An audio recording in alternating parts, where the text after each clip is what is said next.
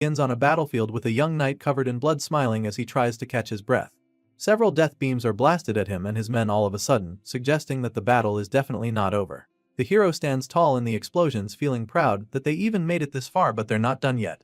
If they can just beat this last force before them, they can win the war. Sadly, just as he's conceiving the thought, a powerful red beam of energy blasts right through him. This laser of death goes through him before he can even realize it, and as he slowly looks down with his bloodshot eyes, he sees the gaping hole in the middle of his trunk. He stares at the massive hole in his chest in disbelief as it burns away rapidly and then falls to his knees in an instant. At that moment, he finally comes to terms with what just happened and the reality dawns on him. It's a fatal blow and there's sadly no coming out of this one, so the hero falls flat on his face and surrenders to death just like his comrades, whose corpses are now scattered all over the battlefield. In his final moments, he lies in a huge pool of his own blood and realizes that his story will end with him not being able to do anything. Just thinking about it drains him even more, and as there's nothing he can do now, he just remains still, allowing his life to flash before his eyes. So, how did this promising young warrior end up in this tragic situation? Well, it all started one day when an unknown threat suddenly appeared in their world and destroyed an entire continent. The one responsible for this calamity became known as the Liquidator, the archenemy of mankind. This celestial world ender went on a rampage, and so a group of warriors was created to protect mankind. This team of heroes included a man named Brian Miller, who survived a giant meteorite without a scratch, and he became known as the World Protecting Shield. The second member of this team of guardians was a great sage said to possess power equal to an entire division, and she was known as Bella Albright, the Great Sage. The team also included Jacob Bloomfield, the Divine Archer, who took down a high-level dragon in a single shot. But these weren't the only heroes assembled to protect the world, because the strongest swordsman to ever come into existence was also on their team. Her name was Amy White, and she was known as the Sword Saint for her power. From the little we know about these heroes, it's no wonder why they were considered humanity's best hope. But they weren't the only ones fighting against the Liquidator, because there was another group, known as the Support Unit, which our protagonists belonged to. As you can imagine, they were put in this second team because there wasn't really anything extraordinary about them, and sadly, they were merely sacrificial pawns. The protagonist, Gray Lee, a regular foot soldier, rapidly bleeds out in the middle of the rubble, but all he can think about in his last moments is how the superhuman defenders of humanity are truly on another level. He watches them in awe as they continue to wage war on the Liquidator. Gray Lee knew that the graduates of the World Union Academy were amazing even before now, but he never knew that the difference between him and the elite soldiers would be so large. Well, apparently, it is, because the four of them are still in the fight while he's lying in the dirt with a few missing organs in his chest.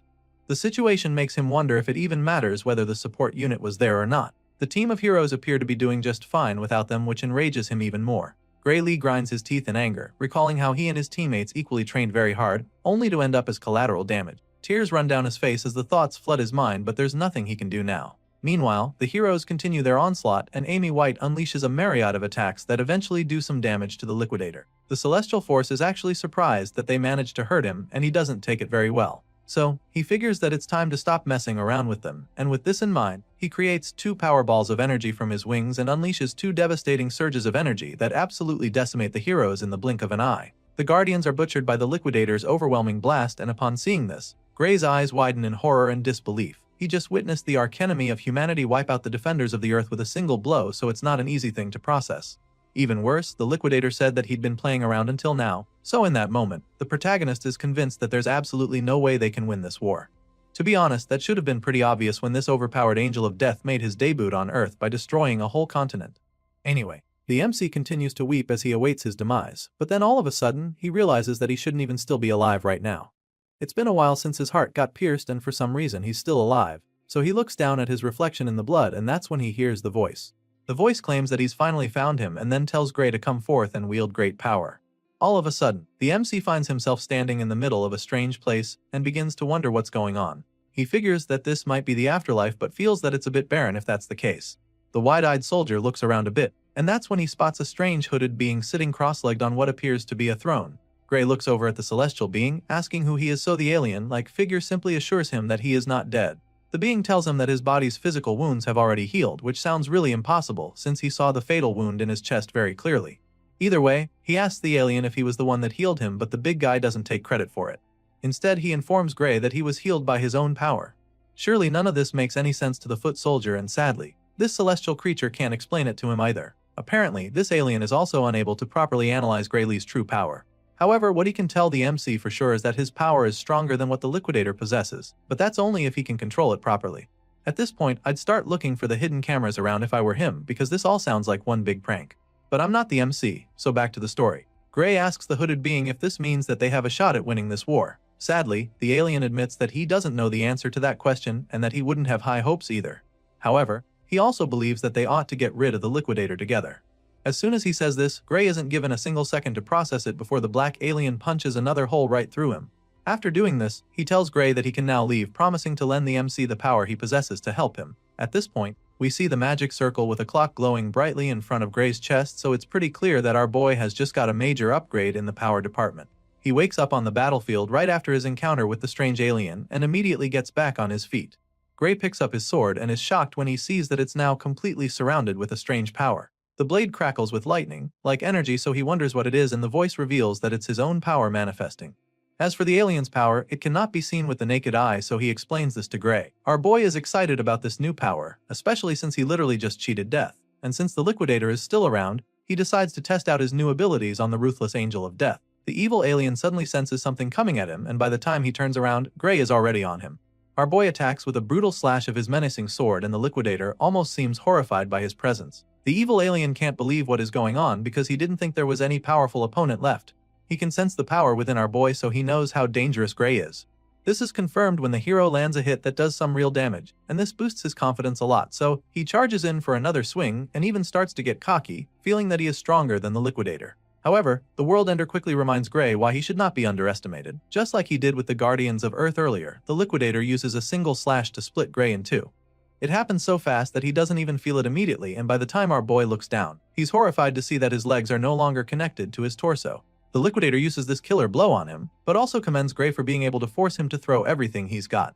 Apparently, the liquidator thinks that slicing the MC in half will be enough to kill him, so he turns around, preparing to fly away. But then, in a shocking twist, the same energy that engulfed the sword earlier flows out and expands, covering Gray's entire body and enabling him to heal in a split second. Then, the sword increases incredibly until it's so massive that even the liquidator is bewildered. The evil alien already knows that Gray is about to land a devastating blow, so he quickly creates a shield to protect him, as he's no longer even sure that this opponent is even human. Our boy gets fused with the energy like a host and a symbiote, and with a murderous glow in his eyes, he takes a terrifying swing at the liquidator. The alien manages to block this attack using his shield, but it doesn't take long for Gray to overwhelm him and destroy it with a mind-bending beam of energy. The blast sends the liquidator flying, and even though he doesn't have any expression on his face, you can tell that he's starting to get really afraid of our boy. And so, with the battle taking a drastic turn, Gray Lee unleashes another haymaker, admitting that he also isn't sure if he's human anymore. Despite Gray Lee's ferocious strike, when the dust clears, he finds that the liquidator is still very much in the fight. He's perplexed by this and doesn't even get how the alien is still alive after taking such a hit. As such, he admits that the liquidator's strength is truly something out of this world. Now the two powerhouses stand face to face against each other, and mankind's archenemy is still trying to catch his breath. Sure, he's still in the fight, but after seeing what Gray can do, he's not even sure how to attack. On the other hand, the newest hero from Earth is feeling pretty confident that he can win. So, he looks at the liquidator dead in his alien eyes and vows to crush him over and over until he's dead. You can tell that he's not even bluffing about this from the look in his eyes, and right after squaring up with the World Destroyer, he unleashes another devastating slash from his mighty sword. The liquidator tries to dodge it, but he gets hit hard, and this time around, he even bleeds. He groans in agony, calling Gray Lee a monster, but even though he's suffering right now, he has no intention of giving up, and so once again, he decides to stop messing around and go all out against this human hero. The liquidator heals himself and activates his secret weapon. His entire body begins to glow even more than before, and multiple sets of wings shoot out of his back. The alien also somehow manages to make everywhere go dark and tells the hero that his time is up. That's when Gray looks up in shock to see that the guy turned day into night. The World Ender continues to activate his killer move, and it's starting to look like the tables are about to turn again. However, Gray Lee is not deterred by the liquidator's little magic trick, and so he charges at the enemy once again with his massive sword to end the fight for good. Shockingly, this time around, he's not able to penetrate the alien's shield despite pumping a lot of energy into his sword. His attack simply bounces off the barrier, leaving him pretty taken aback for a second. He's still trying to understand what's going on when the liquidator explains it to him. The World Ender tells him that all his attacks are futile, because within this plane of true dusk, nothing is capable of harming him. At this point, the liquidator is feeling invincible. He casually advises our boy to stop his useless resistance and take a look at the stars. Hearing this, our boy looks up at the sky in horror, and his pupils continue to dilate over and over as he stares at the bright light up there. The alien talks about how beautiful it is, while Gray is just modified because he knows that the bright light isn't just for show. Sure enough, the powerful ray of death shoots down on him and a cataclysmic explosion follows immediately. After the blast, the dust and smoke slowly clear, revealing the gigantic crater in the ground. The hole is so big that you'd think an asteroid crashed there. Seeing this, the alien is convinced that the human warrior will not be able to revive himself this time around, because he is most likely pulverized to dust already. That's what he thought though, but he quickly realized how wrong he was. All of a sudden, bolts of lightning start to appear in front of the crater. The energy rapidly builds up, leaving the liquidator bewildered once again. He stares at the ball of energy as it enlarges, and then, some kind of magic shield with a clock-like appearance pops up right in front of the alien. Upon seeing this, the liquidator instantly recognizes it, and then, the same voice that called out to Gray before, speaks up. The voice is impressed by the great amount of power that the liquidator has gathered and suggests that it should be enough to take him back. At this point, a wave of horror washes over the alien invader because this voice belongs to the one called Kronos. The liquidator refuses to believe it, and that's when the black celestial being calls upon Gray Lee. He calls upon the hero, who wields great power and decides to use all of his power to send our boy back to the past. Of course, the liquidator is furious when he hears this because he knows that it's all part of Kronos' master plan to destroy him. He curses at the black alien for saving Gray, but of course, that doesn't really do anything. Kronos then fulfills his promise by turning back the hands of time, claiming that this is all he can do for the human hero. By sending Gray back to the past, Kronos basically entrusts the gate of the human world to him. Everything fades out afterward, and after it all turns white, our hero suddenly wakes up in the middle of a field. As soon as he opens his eyes, he takes a look around, wondering where he is. That's when he spots the small village down the hill in the distance, and is even more stunned because it just so happens that it's his hometown, Renato Village. Gray is extremely perplexed by this since it doesn't make any sense. The last time he checked, his village had been destroyed for 15 years, so he knows that it shouldn't be here. But then again, in his confusion, he recalls what Kronos said to him on the battlefield. He remembers that the black alien god promised to send him back in time, so after putting all the pieces of the puzzle together, Gray realizes that he's actually in the past. His thoughts are suddenly interrupted when he feels a sharp sting in his hand. He takes a look at his bandaged forearm and immediately remembers having this injury. The wound is from the time when he was being picked on by someone named Belder and a few other bullies. Gray starts trembling in fear at the thought of those bullies. He remembers how badly they beat him up, and he's not ready to go through that again. Unfortunately, he also remembers how strong they were, so he's afraid that he won't be able to beat them. Our boy has been so traumatized by his bullies that just thinking about it sends him into a panic attack. He closes his eyes and eventually calms himself down. From the look of things, it appears that he never even left the village, so he concludes that defeating the liquidator was probably just a dream. With this in mind, he accepts his fate and makes his way back to the village. He doesn't want to get hurt by the bullies, so he decides to come up with a plan for them when he's feeling stronger. Unfortunately, on the way back home, he runs into the very same bullies in the bush path. He can't believe how bad his luck is, so he just stares at them with a blank expression on his face. We're finally introduced to the leader of the gang, Belder. He claims that they've actually been looking for our boy and complains about how Gray made him go through a lot of trouble to find him. At this point, the MC is probably wishing he could just disappear or teleport elsewhere, but sadly that's not happening. Belder suddenly tosses a sword at his feet and tells Gray to pick it up. Our boy is still in a daze as he's trying to understand what's really happening here, so Belder warns him not to act dumb. And so, he bluntly tells the MC that he wants to have a mock battle, but Gray still doesn't pick up the sword. Instead, he politely declines the invitation, explaining that his injury hasn't fully healed yet. He then thanks the bullies for the offer and tells them he's not joining them till his wounds heal. Of course, these goons aren't the kind to take no for an answer. Belder insists that they have the mock battle, assuring him that it's safe since the blade is blunt. They start moving closer to him like a pack of wolves around injured prey, but Gray refuses to pick the sword. He insists that a blade is still a big chunk of iron no matter how blunt it is, and that it can still be very dangerous, but Belder finally runs out of patience. The bully gets fed up and tells Gray to shut up, claiming that he has no right to say no to him. He makes this clear to our boy and then tells him that he's free to fight without a weapon if he doesn't like swords.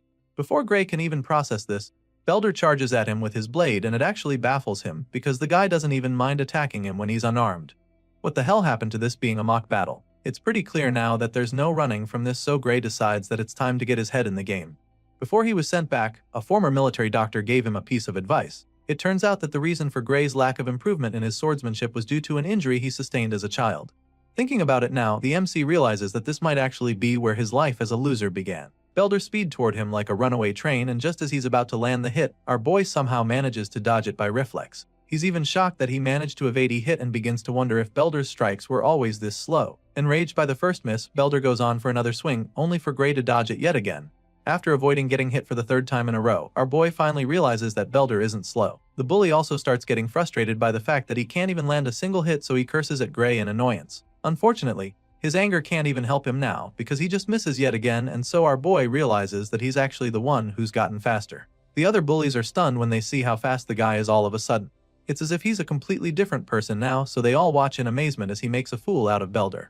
After dodging everything the guy threw at him, our boy finally decides to pick up the sword. He may not have his old body anymore, but he still has the memories of the battles he has fought. Gray bends down to pick the sword and Belder takes the chance to charge at him from behind. Unfortunately for him, Gray casually deflects him with a single swing of his own sword. He sends the bully flying with this strike, and he's even surprised that one nonchalant strike was enough to throw his almighty bully off his feet. Right now, the guy is starting to look a lot like an amateur, so he's starting to think it wouldn't be fair for him to fight him. But then again, he remembers everything that Belder's gang put him through, so he decides that the ringleader doesn't even deserve his pity.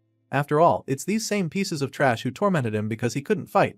Thankfully, that's not the case anymore, so he's more than happy to flex his new skills. He uses another effortless swing to disarm Belder, and after seeing how easily the sword left his hand, he realizes that the bully is actually worse than an amateur. Gray suggests that Belder hasn't been trained on how to receive a blow from a sword. This doesn't matter though. After all, these bullies were the same ones who taught him it's totally safe to beat someone with a sword as long as its blade has been dulled. And so our boy takes a big swing of the so-called blunt sword and it still somehow manages to cut Belder's body open. The guy's eyes widen in horror as the blood from his shoulder splashes all over his face. He's in utter disbelief, but what's more is the severe pain. He suffers so much that he's forced down to his knees. Belder shouts in pain while Gray Lee just freezes in shock because he's equally stunned by what just happened. The blade was supposed to be dulled, so he doesn't get how it still managed to cut the troublemaker. In his confusion, he takes another look at the blade to check if it's really the case, and he confirms that it is actually blunt. As such, Gray realizes that he might have even killed Belder with that slash if he had actually given him a sharp sword. Our boy panics for a second, knowing that he could have killed these kids, but then again, they're the same meatheads who made his life at the village miserable. So, he decides to beat Belder up with the flat surface of the blade instead. This way, he can keep the sword blunt while getting his revenge. He whacks the bully in the face with it, sending him to the ground once again.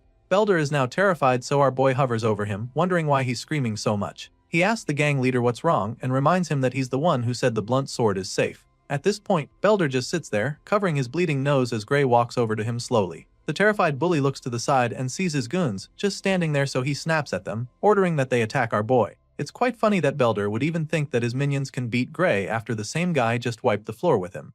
As you can imagine, they're reluctant to even go near him, seeing how strong he's gotten all of a sudden, but they eventually agree to go at him together, thinking they can overpower him this way. The troublemakers charge at our boy at the same time, and Gray just feels sorry for them. He's surprised that they're dumb enough to come at him for another round after what he just did to their leader, but of course, he has no choice but to beat them up too. Belder furiously orders them to kill our boy, as they attack him from all alongs, and this just pisses the MC off.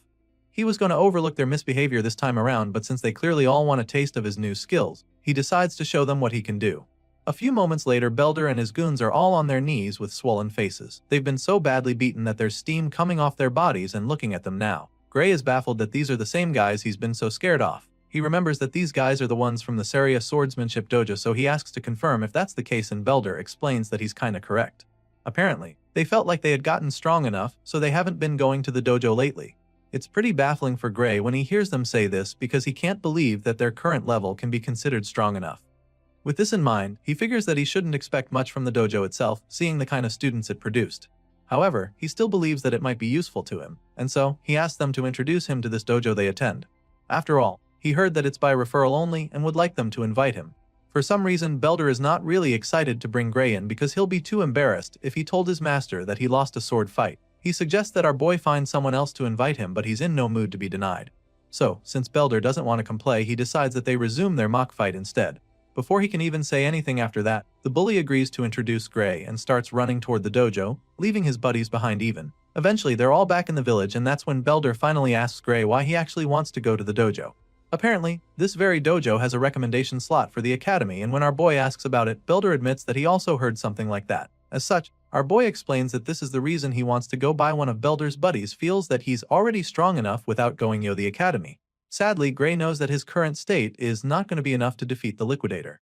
Even the world's strongest lineup was no match for the World Ender. He remembers the battle, how the Liquidator wiped out all of the Guardians with a single blast. Gray recalls how he couldn't even scratch the alien when he got serious despite using the power that Kronos talked about. Just thinking about it makes him really anxious because he doesn't even know how strong he has to be able to defeat the Liquidator. It bugs him a lot, but at the same time, it's not like he doesn't have any clues. He remembers being able to control the dark power even if it was just for a split second. What he focused on at that moment was the swordsmanship taught to him by the Sword Saint. Gray believes that the outcome of his battle with the Liquidator might have been different if he had spent more time training in the same conditions as the Sword Saint. The hero realizes that this must be the reason why Kronos sent him back to the past. Gray eventually gets to meet the dojo master, but not before she punishes Belder and the rest for getting their asses whooped at her trying to pick on a civilian with the techniques she taught them. This is Saria, the swordsmanship dojo instructor, and right now, she's really disappointed in her students. Belder tries to tell her that it was a mock battle and not them picking on Gray, but she silences him immediately by sending him across the room with a single strike of her sword. The others start trembling at this point, and Saria continues to scold him for making excuses. After all, if beating up an unarmed person is a mock battle, then what she just did to him can be called the same. And just like that, Saria kicks Belder and his gang out of her dojo for good. Of course, they don't even protest because things would get worse for them, so they just run for their lives. After sending them away, Saria apologizes to Gray for all the trouble her former students caused him, but he assures her that there's no need to worry about that, and she thanks him for letting it slide. Once that's out of the way, she goes straight to the point, asking if he wants to get recommended to the academy. When he affirms this, she explains that she needs to confirm his abilities before she can do that. Gray understands this perfectly, so he braces himself for the test to come. Saria tells him that he's free to have the first move and encourages him to come at him whenever he's ready. Sure enough, the hero charges at her in a flash with several powerful slashes that actually surprise the dojo master. She can tell that his swordsmanship is quite practical for his age, and it's as if he's been through countless battles before from the way he's moving. Saria tries to counter a follow-up strike, but Gray just slips under and goes in from the side with blazing speed, which makes her certain that Belder and the others are no match for him. To her, Gray's style is mostly self-taught, but in the middle of each move, she gets a glimpse of swordplay that was taught at the academy, so it makes her wonder if someone there taught him. What she knows for sure is that he's a diamond in the rough with a lot of talent. After a short but intense defending, Sarah decides that it's time to wrap things up, so she charges at him, hoping to overpower him with ease, but he deflects her strike, leaving her quite shocked. She finds it strange that he was able to counter her like that because she expected him to falter eventually. Unfortunately for her, that's not the case because Gray Lee is matching her every move. She just wanted to test his skills a little, but now, she's found herself fighting with everything she's got. Even worse, she realizes that she's actually so afraid of this kid right now. There's a terrifying glint in his eyes all of a sudden, and Saria doesn't know how to handle the overwhelming feeling she's having all of a sudden. Gray taps into that dark energy for a second, which allows him to force the dojo master back for the first time. Meanwhile, Saria refuses to back down. She thought she sensed something ominous just now, but she can't see it anymore, so she concludes that the kid just took a really wild swing to scare her. With this renewed confidence, she goes in for another round to end the sparring session for good. Just when she thinks she's about to land a hit, she's shocked to see that her sword has been slashed. Saria stares at the broken sword in horror and disbelief. The other half is lying on the other side of the dojo, and even our boy is overwhelmed by what just happened. What he just felt is the same sensation as back then on the battlefield when he can feel the dark energy coursing through him, and he's shocked because he didn't think that he has that power even now. While he's still trying to figure it out, she feels the dark energy overwhelm him all of a sudden. The sting is so painful that he falls to his knees like he just had a heart attack, and even Saria starts to get worried about him. With a worried look on her face, she asks him if he's alright, but he can't even answer since he's still fighting for his life. Apparently, his body failed to keep up with the dark power he exerted just now, and so now he's trying to recover. After a few seconds, the pain subsides and he's able to get back on his feet, so he tells her that he's okay. He could barely stand a few moments ago, so after that experience, he realizes that he shouldn't use this power carelessly. Unfamiliar with this situation, Gray wonders if it would be a good idea to tell Saria about his power, but after seeing the puzzled and judgmental look on her face, he decides that it's best not to bother. Even if he told her, she probably won't believe, and it's not like he can control the power to prove what he's saying, so there's no point telling her. With this in mind, he forces a nervous laugh and claims that he just got carried away, which leaves the dojo instructor speechless and baffled by him. Right now, she's still trying to wrap her head around how this kid managed to cut her sword with a dull wooden sword. It's logically impossible, and she doesn't even think he knows what a big deal it actually is. Just then, Saria starts staring at him suspiciously, and when he notices, he nervously asks if there's something wrong. She can tell that he's hiding something and doesn't want to talk about the wooden sword he cut in two in one blow, so she lets it slide and changes the topic back the academy recommendation he asked for. Gray confirms this once more, claiming that he hears she could give him one. In response, Saria admits that she actually could give him a recommendation to the kingdom's finest educational institution, the Royal Academy of Swordsmanship. However, she tells him that she cannot recommend that he go there. Her next statement comes like a blow below the belt to our boy as she tells him that he's not suited for that place. Gray starts beating himself up for it the moment she says this, thinking about how he always knew he wasn't strong enough yet. After all, he could hardly do anything against her except in that last moment, so he's not surprised that she's not impressed enough. He's still feeling sorry for himself when she completes her statement, informing him that the place he should aim for is the World Union Academy, and his eyes almost pop out of their sockets when he hears this twist.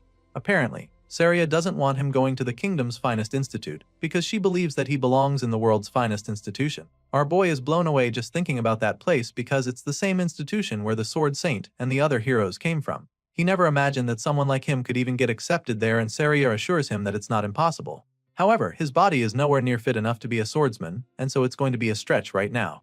In the Royal Academy, she feels that he'll be able to take it with his skills, but it just won't cut it in the World Union Academy, and so she's really perplexed by the young man in front of her because she doesn't get how on earth someone can acquire such skills with a feeble body like his. Gray Lee knows that she's right. Everybody from that academy is a genuine monster, so with a body like this, he doesn't even stand a chance of competing with them. Saria doesn't hear what he's thinking, but from the look on his face, she can tell that he's already feeling defeated. So, she asks him why he's giving up when there are still 9 months until the entrance exam. It means he's got a shot, but he also feels that 9 months is not enough, and the dojo instructor agrees with him. It's actually not enough, but she encourages him to trust her. Clearly, Saria wants to take him as her student for the next 9 months, but she also needs to know if he's ready to suffer for that long. Obviously, he doesn't want to suffer. I mean, no one does, but he knows that he needs to, so he makes up his mind and asks Saria to take him in for the next 9 months. The dojo instructor is excited to hear him say this, claiming that it's a great answer. But the happy look is quickly replaced by a terrifying grin that scares Gray, and that's when she decides that it's time to begin his hell. Our boy's intense training begins from day 1, and after pushing his physical abilities to the limit, Saria pumps him full of proteins. She makes him train even when he's not in the mood and forces him to eat whether he likes it or not. This becomes his life from the day he stepped into the dojo for the first time, and 8 months later, Gray Lee's physical appearance is completely transformed. All of his muscles are finally defined with pronounced chest and arms, popping deltoids and chiseled abs. His 8 months of hell really pays off, and Saria is delighted to say that he's grown a lot more muscular. He's so ripped now that she doesn't even think she has anything to teach him anymore. And so, she encourages him to go out there with confidence. Gray is glad to hear that she's proud of him and the progress they've made, but he doesn't get why she's sending him out now when there's still a month until the exam. So, she explains to him how difficult it can be to take an exam in a place he's not used to, which is why she feels that it's best to get there early. While he's still trying to wrap his head around it, she hands him a bag of coins, claiming that it's enough money of the trip and a month's worth of food. Gray is reluctant to take the money from her, feeling that going a month before the exam is too soon. It's almost as if she's trying to chase him out of the village all of a sudden, and when he says this, she just laughs, feeling that he's overthinking it. Our boy heard rumors of an ogre's nest that was recently found near the village, and he's aware that there are hardly any guards in the village. At this point, Saria nervously admits that she heard about that too, but she assures him that it has nothing to do with them. She tries to convince him, but he's just not buying it. The dojo instructor feels that there's nothing to worry about since the royal capital will soon send help to them. That being said, she encourages Gray to head to the exam without any worries. Our boy keeps staring at her with a blank expression on his face even after she says all of this because he doesn't believe her. He already knows that no help will ever come to this village because he's seen the future. He's literally lived it. Gray knows that his master will lose her life right before the village is destroyed. Apparently, they said she was killed when she went to kill the ogre by herself, so he knows how everything is going to play out if he doesn't do anything about it.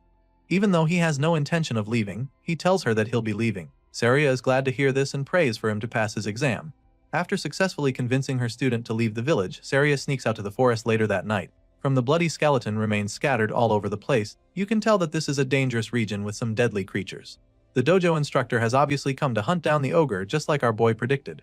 According to the scout's report, the nest is right over here, so all she has to do to find it is follow the trail of blood on the ground. Just as she's about to start moving closer, a voice calls out to her, asking where she's going. She looks up the tree and is shocked to see Gray smiling down at her from a very high branch. She's dumbfounded when she sees him, and the smirk is immediately plastered on his face because he just caught her right in the act. She asks him why he's even here because as far as she's concerned, he should already be on his way to the academy by now. And before she can even try to scold him, he jumps down from the tree and stops her right there. Gray informs her that he's the one who should be asking the questions since she told him that the ogre nests would be taken care of by the army from the royal capital. Of course, Saria quickly comes up with an excuse, claiming that the guys at the capital said they couldn't come because of some emergency over there. And for that reason, she decided to handle the ogre nests by herself. After all, she believes that she's more than capable of handling the situation by herself. Saria smirks after saying this, claiming that she knows the strength of the nest already thanks to the report from the scouts. She reveals that the boss of the nest is an elite ogre, and the nest itself holds around 40 to 50 monsters in total according to the reports she got. The dojo master admits that that number of minions will be pretty tricky, but still, she's confident that she can take them out all by herself. Upon hearing all she has to say, the gears in Gray's head begin to turn as he ponders on the strength of an elite ogre. On its own, the monster isn't actually that strong, but it turns out that the ogre's real strength lies in its intelligence and leadership. considering the risk of getting surrounded. Our boy concludes that it would be suicidal to even try to fight the monsters alone. He's lived through this very event before, so he knows how it plays out. Which is why he's convinced that Saria will not make it out alive if he allows her to go on this mission alone. And if she dies, then the entire village will go on to be destroyed by the same monsters. And this is something he cannot let happen, not when he's been given a second chance to actually change things. The hero has seen that tragic future with his own eyes, and it's still a very fresh memory, which is why, after pondering for a moment, he suddenly asks his master to take him with her. Without even thinking about it, Saria shakes her head in refusal, insisting that she will be able to handle it by herself. Of course, Gray wouldn't want to blow his cover and tell her that he knows she's going to die because he's from the future. So, he takes another approach to try to change her mind, claiming that this could be his first chance to gain some real combat experience. After all, it's exactly what he needs to put his training to the test, so he makes his request once again, suggesting that Saria thinks he's just going to get in ready during the mission. Of course, his master doesn't see him as a liability in battle, and she's sure that he also knows that too. I mean, she can't even beat him in a mock battle anymore. That's how good he's become. However, she also makes it clear to him that nobody knows what might happen in a real fight, especially when it's a monster's nest that suddenly formed like the one they're faced with. For a dangerous job like this, the dojo master believes that it's best for him to wait until he has a bit more experience in real fights that are less risky. At this point, Gray is starting to feel pretty defeated because he really thought he was going to change her mind. Sadly, she insists on going alone, so he's forced to his last option. He suddenly tells her that he has an idea, and this gets her pretty curious immediately, and that's when he challenges her to a fight out of the blue. Apparently, this plan involves him knocking her out cold so he can deal with the ogre by himself. He informs Saria of his intentions as he points his sword at her face. The white-haired master just smiles as she tries to process what the hell he just told her. She stands still for a couple seconds, probably thinking he would rethink his decision, but Gray stands his ground and keeps the tip of his sword inches away from her face. At this point, it's pretty clear that she can't get him to go away, and she doesn't actually want to fight him, so she just shuts her eyes and surrenders. Saria agrees to take him along but makes him promise her that he'll come back alive no matter what. Upon hearing these words, our boy finally lowers his blade and then assures her that he definitely plans to come back from this mission. So he makes Saria promise him the same thing, pleading with her to not die in the ogre's nest, and of course, she's very confident that it's not going to happen. Once on the same page, the master and student follow the trail of blood leading to the ogre's nest and officially begin the hunt. Soon, they arrive close to a valley, and from afar, they notice that the terrain leaves no room for escape. If they go in, they can easily get trapped and slaughtered, but Saria is more concerned about the monsters in there. She claims that the minions have a lot of confidence building their best in this kind of location, so Gray quickly reminds her that they won't be able to escape either. He senses that his master might be getting a little cocky, so he also points out the fact that they're up against intelligent monsters and not just dumb beasts. As such, he suggests that it's better to be more cautious with their approach, and Saria agrees with him. The two hide behind a big rock and quietly scan the tent from afar. After looking around for a bit, they still can't pick out the boss anywhere, so Saria suggests that it's probably in one of the tents. As far as she's concerned, that's a good thing, because at least they can quickly take out some of the minions and reduce the number before the boss comes out. With this in mind, she tells Gray to take out the enemies on one side while she attacks from the other side. At the moment, the monsters still have no idea that they're about to be ambushed, so they're still going about their business. Saria and Gray Lee take out their weapons and spring into action. The first monster to be unalived sees the white-haired swordmaster coming at him, but before he can react, she takes his head right off with a single slash. Well, this first attack alerts the others, so all their hopes of being stealthy are instantly dashed. The horde of red-eyed ogres roar at the two swordsmen, but of course, they're no match for our boy. Without even tapping into his dark powers, Gray casually slices through the monsters with ease like a cold-hearted butcher. He dismembers the ogres with lightning-fast strikes, and his master also finds it's pretty easy to take out all the monsters on her side. And so, after only a few minutes, the nest is filled with bloody ogre corpses scattered around. The two wipe out the first wave with ease, and Saria is really impressed by Gray's skills. She's quite surprised by how good he is and begins to wonder if this is really his first time on a battlefield. The dojo instructor is so intrigued that she almost gets distracted while teasing him, but our boy is locked in right now, so he urges her to stay alert, revealing that this is just the start of the battle. Gray stares at the dead ogres lying around and starts to get this strange feeling. The first fight was way too easy, so he finds it weird that the monsters were so weak. It's baffling because he is sure that Saria would have been able to take them out just as easily even if she was alone. It doesn't make any sense because in the original story she was killed in this very nest. At this point, Gray realizes that something really horrifying must be inside that tent. He peeks into the dark tent as the thought crosses his mind, and that's when a terrifying pair of eyes glare at him from the darkness. Gray's eyes pop out in fear as chills run down his spine, and without even thinking about it, he shouts for them to get the hell out of there. Our boy tells his master that they have to leave immediately, urging her to run away with him, but the cocky sword master feels that he's exaggerating. She asks him what's wrong, feeling that there's no need to retreat, but after seeing the look of horror on his face, she doesn't think twice before running after him. Now, they're both running out of the nest as fast as their legs can carry them, but their efforts prove futile very quickly because all of a sudden, a figure appears to leap into the air right above them to intercept them. The green-skinned creature blocks their path, landing right in front of them, and our boy begins to panic even more. Saria, on the other hand, gets really excited because she thinks she's finally getting her chance to face the elite ogre. Unlike the weak minions they wiped out a while ago, this ogre is a lot larger with a big helm and a massive axe, big enough to chop down trees with a single swing. Rather than being terrified, the dojo master goes on and on about how honored she feels that the boss came to them itself. In a shocking twist, this giant ogre on steroids isn't even the boss, and Gray is the one who breaks the news to her. It turns out that the real boss is even far more powerful than the juggernaut standing in front of them.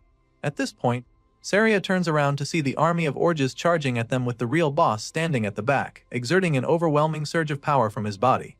For the first time, the white-haired swordmaster feels afraid, and before she can even process all her emotions, they're surrounded by a swarm of axe-wielding orges. Despite being trapped, she remains immobilized by the overwhelming power radiating from the boss. It's at this point that Gray reveals they're up against something far stronger than the elite ogre. What they have on their hands right now is an ogre general, and the nest they just attacked belongs to the ruthless green abomination. Saria finally snaps out of her daze and admits that an ogre general is not a monster they can handle on their own. It's now pretty clear why the entire village got wiped out. Sadly, it looks like history is about to repeat itself because they're currently outnumbered and outgunned. Seeing how dire the situation is, Saria suggests that they just kill the brute in front of them and keep running. Without any hesitation, she desperately charges at the helmed ogre with her sword, hoping to quickly finish him off, but the guy is no pushover either. He blocks the first strikes, which surprises Saria, but she goes again and is able to land a hit on his shoulder. Sadly, her excitement quickly disappears as she watches the wound heal rapidly right before her eyes. As if this guy wasn't tough enough, he also has regenerative abilities. Seeing this, Saria decides that there's no use even fighting, but that's when Gray explains what's going on. Apparently, the ogre general's roar boosts the strength and recovery power of his soldiers. This is why the minions appear strangely more powerful than normal. Saria struggles to hold off the big guy, while our boy is baffled that he's not been able to defeat a single one of the ogres in this second wave. He lands hit after hit, but they just recover immediately. All of a sudden, he decides to leave his back to Saria, asking her to just buy him some time. Of course, that's not going to be easy at all since she's been struggling with only one ogre. She's really concerned when he says this, so she asks him what he's planning to do, and that's when he tells her that they have only one option left if they want to come out of this alive. And with that being said, Gray reveals his suicidal plan to go after the ogre general. Our boy knows that the source of their power is the elite boss of the nest, so he decides to go after it. He slashes his way through the sea of ogres, but they just keep coming back to try to flank him, which just annoys him even more. He has his sights locked on the target, so for now, he just needs to focus on wiping out all the enemies in front of him to clear the path. Sadly, that's exactly when he comes face to face with an ogre that shatters his sword with a big axe. Gray is dazed when this happens and spends a moment staring at the short piece that's left of his blade. It's clear now that his sword can't withstand fighting a strengthened ogre, which is a really bad sign since he intends to face the ogre general soon. He quickly gets his head back in the game and dodges a mighty strike just in time. And while he's still in the air, he takes out his spare sword. He's lucky to have one, but he knows that it's just a matter of time before this one gets broken too. As if she was reading his mind, Saria suddenly tosses her spare sword to him so he can have two. He thanks her as he catches the second blade with ease, but even though he has two swords now, he knows that there's still not enough to wipe out all the enemies. However, it's all he's got, so he's determined to make it count since all he has to do now is wipe out the ogres in his way and take out the general. With this renewed sense of hope, our boy runs through the wave of orges standing in his way like a bolt of lightning. He moves so fast that some of them don't even see him coming, but in the process, he takes a few hits and even gets slashed in the face.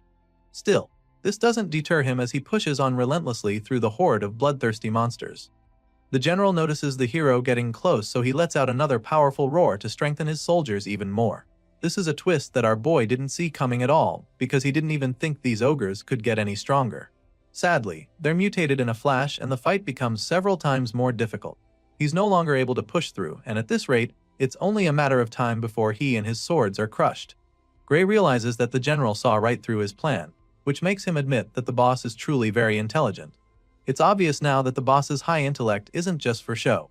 Our boy continues to struggle in the fight, and he almost gets squashed but quickly gets out of the way and regains his footing. He creates some distance between himself and the monsters and decides to change his approach. He doesn't have the time or the power to deal with these minions anymore, so he attempts to run past them without actually fighting them, but this plan is quickly thwarted when one of the ogres suddenly tackles him like an NFL linebacker. The hero suddenly finds himself immobilized as the monster refuses to let go, and as if that's not enough, an even bigger ogre comes around with a massive axe to split him in two. Thankfully, he's able to use his tackler as a shield to save himself from the first strike, but then, he's forced to defend himself against the sheer might of the subsequent blows. Gray uses his sword to block the attacks. Before he can even think of his next move, the beast follows up with another devastating blow that sends him flying. This time around, he takes a direct hit that leaves him coughing out blood, and by the time he looks at his hand, all he finds is another broken sword. Our boy is now down to his last sword, which is a very bad position for him. He's badly injured and exhausted, but still has to take on the horde along with the overpowered general pumping them with fresh energy every 5 minutes. Gray struggles to get back on his feet to face the ogres now charging at him, but the gears in his head are now turning even faster, because he needs to come up with a plan to save himself. From the experience he gathered as a foot soldier, he knows for sure that he can't win this fight, and since that's the case, he decides to sacrifice himself. He suddenly shouts for her to run away, while they're focused on him, but she just smiles when she hears. Without hesitation, she lets him know that she can't do that, and not just because that big-helmed powerhouse is still in her way. Hearing this, Gray tries to scold her, wondering if she's got a death wish or something. He's afraid that she wants to die for nothing just to look brave, so he assures her that he'll run right behind her once she starts moving. However, she's not even refusing because she's worried about him. Apparently, Saria literally can't even run anymore because there's a nasty cut on her thigh, making it difficult for her to even stay on her feet. Gray gets to see the wound and is instantly horrified because his master is basically a sitting duck in that state. Just like that, saving her by sacrificing himself becomes impossible, and he immediately runs out of options. Gray's life begins to flash before his eyes just like they did in his previous life. He was sent back in time so that he could defeat the Liquidator, so it's pretty sad for him to realize that his new life is going to end just 8 months later in a filthy ogre's nest. His chances of survival drop even further when his last sword gets broken by another powerful strike. It's looking pretty bad for our hero at this point, but even with the odds stacked against him, he refuses to accept defeat. Gray Lee believes that it's not over yet because he still has one last trump card up his sleeve. Sure, he doesn't know how to use the dark power he possesses, but our boy is certain that even all these enemies before him will be no match for him if he can just tap into the power from the battle against the Liquidator. So now, with that being his last and only hope to survive, Gray forces himself to remember how he felt when he first unleashed that power. He doesn't have much time to do this though, since the red-eyed ogres are charging at him. Our hero closes his eyes to focus so he can remember the sensation from that time, and while doing this, he points his broken sword at the enemies, hopeful that the dark power would transform it into a deadly weapon in no time. Sure enough, our boy manages to activate the power in the nick of time. Just when he's about to be smashed by the monsters, his broken sword comes to life with the dark power, allowing him to destroy the ogres before him permanently. Saria is very shocked when she sees this, and she's already pretty worried, but before she can freak out, Gray turns to her with half of his face consumed by the dark energy. And then, he smiles at her, assuring her that everything is alright. Our boy's not kidding, and we're able to see why he just said that. Gray is now a lot more powerful than he was a few moments ago, which is why he's able to casually wipe out the horde of the ogres in front of him. Apparently, these strikes are so potent that the ogres are unable to recover from them, and even though the general starts to take some damage as well. She notices this and it's shocking to her, so she gets distracted for a second. In that split second, her opponent gets the chance to sneak up on her, but she sees it coming and manages to block it. Saria uses her sword to block the huge axe, and that's when she notices that the force behind it is now lighter than it was before. All of a sudden, the mightiest ogre suddenly becomes a walkover for Saria, so she takes advantage of it and destroys the brute in a flash. He sure gave her a hard time earlier, but without the general strengthening him, he's nothing. A while later, we see the hero and his master standing victorious in the nest surrounded by ogre corpses. He's amazed that they somehow managed to come out of it alive, and the bruises on his face confirm that it was no easy feat. He apologizes for breaking her sword, but the sword master assures him that she doesn't mind since he literally saved her life. Either way, He gives her back the broken sword and she takes it from him even though that's not her major concern at the moment. While taking it off his hands, she tries to ask him about the attack he used to win the fight, but before she can finish talking, our boy collapses to the floor headfirst. The hero passes out in an instant, which leaves her absolutely horrified, so she starts. While she's trying to wake him up, we see that our boy's consciousness is actually elsewhere. He finds himself standing in a dark, empty place filled with shallow water. In the middle of the place, there's a huge door with chains on it, which he finds very strange. And while he's still trying to wrap his head around what the hell is going on, weird gusts of energy start to flow out of the door along with mysterious symbols. At first, he doesn't understand what's going on, but he quickly realizes that it's the same power that kicked in on the battlefield. A line appears in the middle of the door like a smaller gateway, allowing the dark clouds to seep out.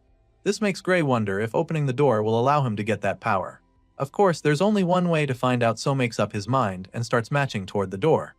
He gets closer and after only a few steps, he feels an overwhelming and ominous force pull him back. The massive red skeleton spirit drags Gray away from the door with a crushing power that horrifies him. After that suffocating experience, our boy realizes that he's definitely going to die if he opens that door in his current state.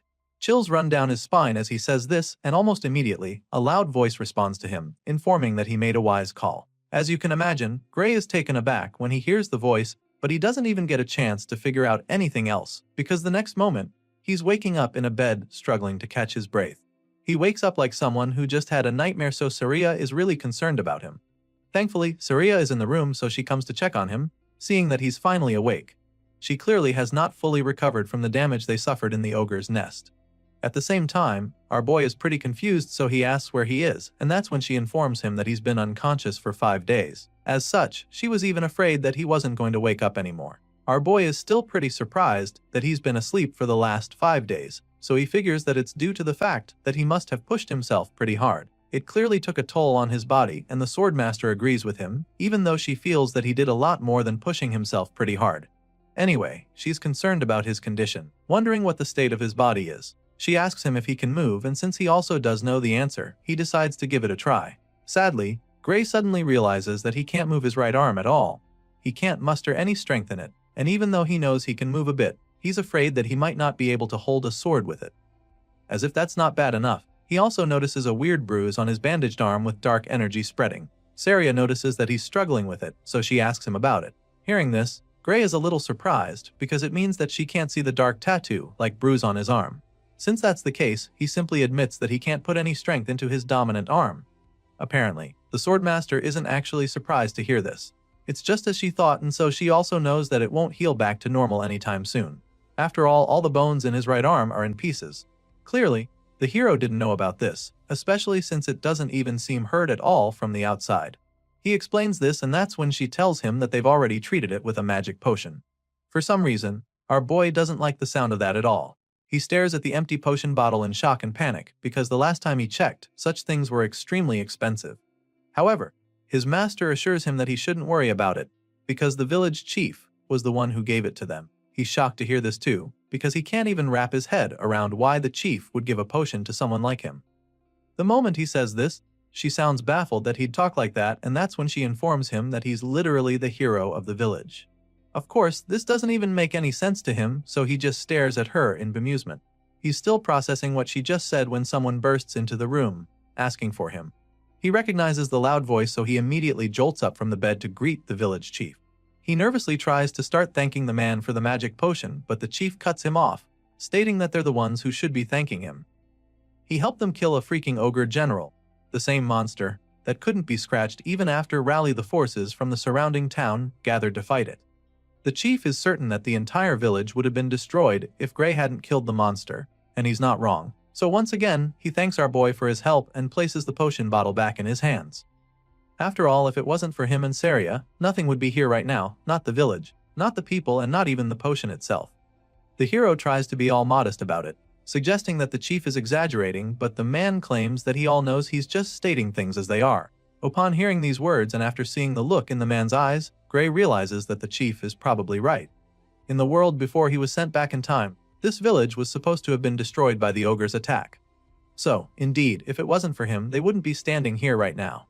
Seeing how puzzled Gray looks, the chief offers to explain in great detail to him what he's done if he still doesn't realize its significance. Moving on from that, He asks our boy if he's really gonna take the entrance exam at the World Union Academy. It turns out that our boy had forgotten all about the one thing that made him train hard for the past 8 months. So, when the chief brings it up, it's like a dagger to the heart because he realizes how much he's messed things up. He went after the ogres just over a week to the entrance exam, and he's been asleep for the past 5 days in this infirmary, which means that he only has 2 days left till the main exam. Getting to the World Union Academy alone takes 3 days on foot, so walking there is no longer even an option. He could get there in a day on horse, but he doesn't have that kind of money, and so he summons the courage to ask the chief to lend him a horse for his trip. Surprisingly, the man already knew he'd make this request, which is why he had already prepared the best horse in the whole village for Gray in advance. The chief believes that our boy should be able to get to the academy in no time with the legs on that horse. While the man is busy bragging about his pet, Saria tells the hero that they would have carried him to the exam in his sleep, even if he hadn't woken up today.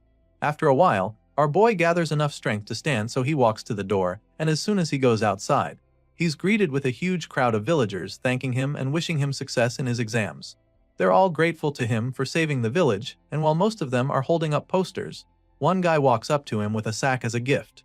Gray asks what it is, and the man claims that it's something the whole village chipped in for him. Apparently, they heard that it costs a lot to apply to the World Union Academy, so they came together to raise the funds for him. Our boy is shocked that everyone contributed to the cause, but the feeling is quickly replaced with joy and gratitude as he thanks them for their kindness. Soon it's time for him to get going, so he says his goodbyes. Saria is with him as he prepares to set off, and he admits that it's going to be really hard to come back here if he fails the exam after everything the village has done for him, but his master assures him that there's no need to worry about that. As far as she's concerned, not a single one of the other applicants in the World Union Academy could beat an ogre general. Sure, Gray knows she's probably right about that, but he still has concerns about his banged-up right arm. Hearing this, Saria simply asks if his left arm is good, which he confirms. Of course, it's not his dominant arm, so he's not sure about using it, but she insists that it's good enough to good him in.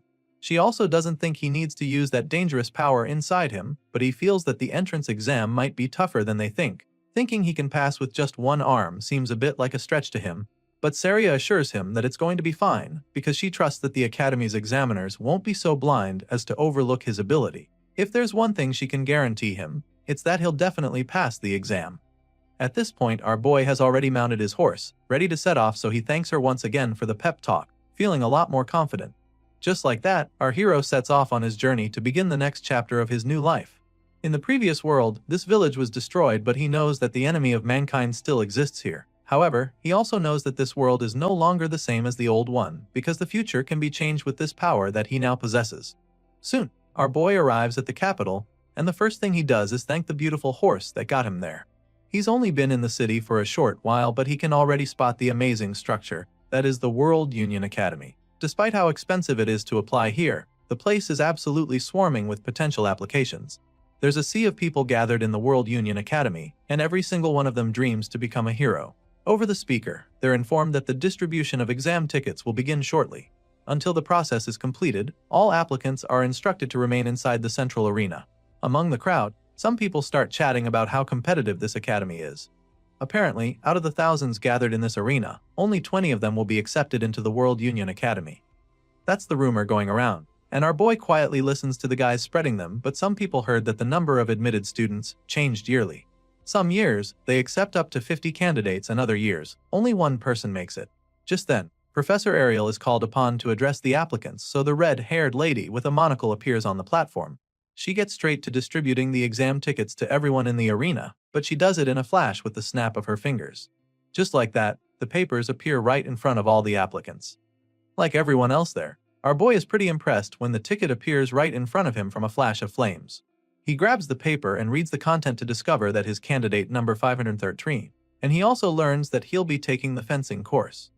Everyone has their own ticket, and our boy will have to take the exam that requires most people to have the bones in their dominant arm to not be shattered. Professor Aries knows that some of them might be surprised by the format for the exam, but she assures them that this is how it is every year. She goes on to explain that the World Union Academy does not discriminate based on age, gender, nationality, status, or anything else.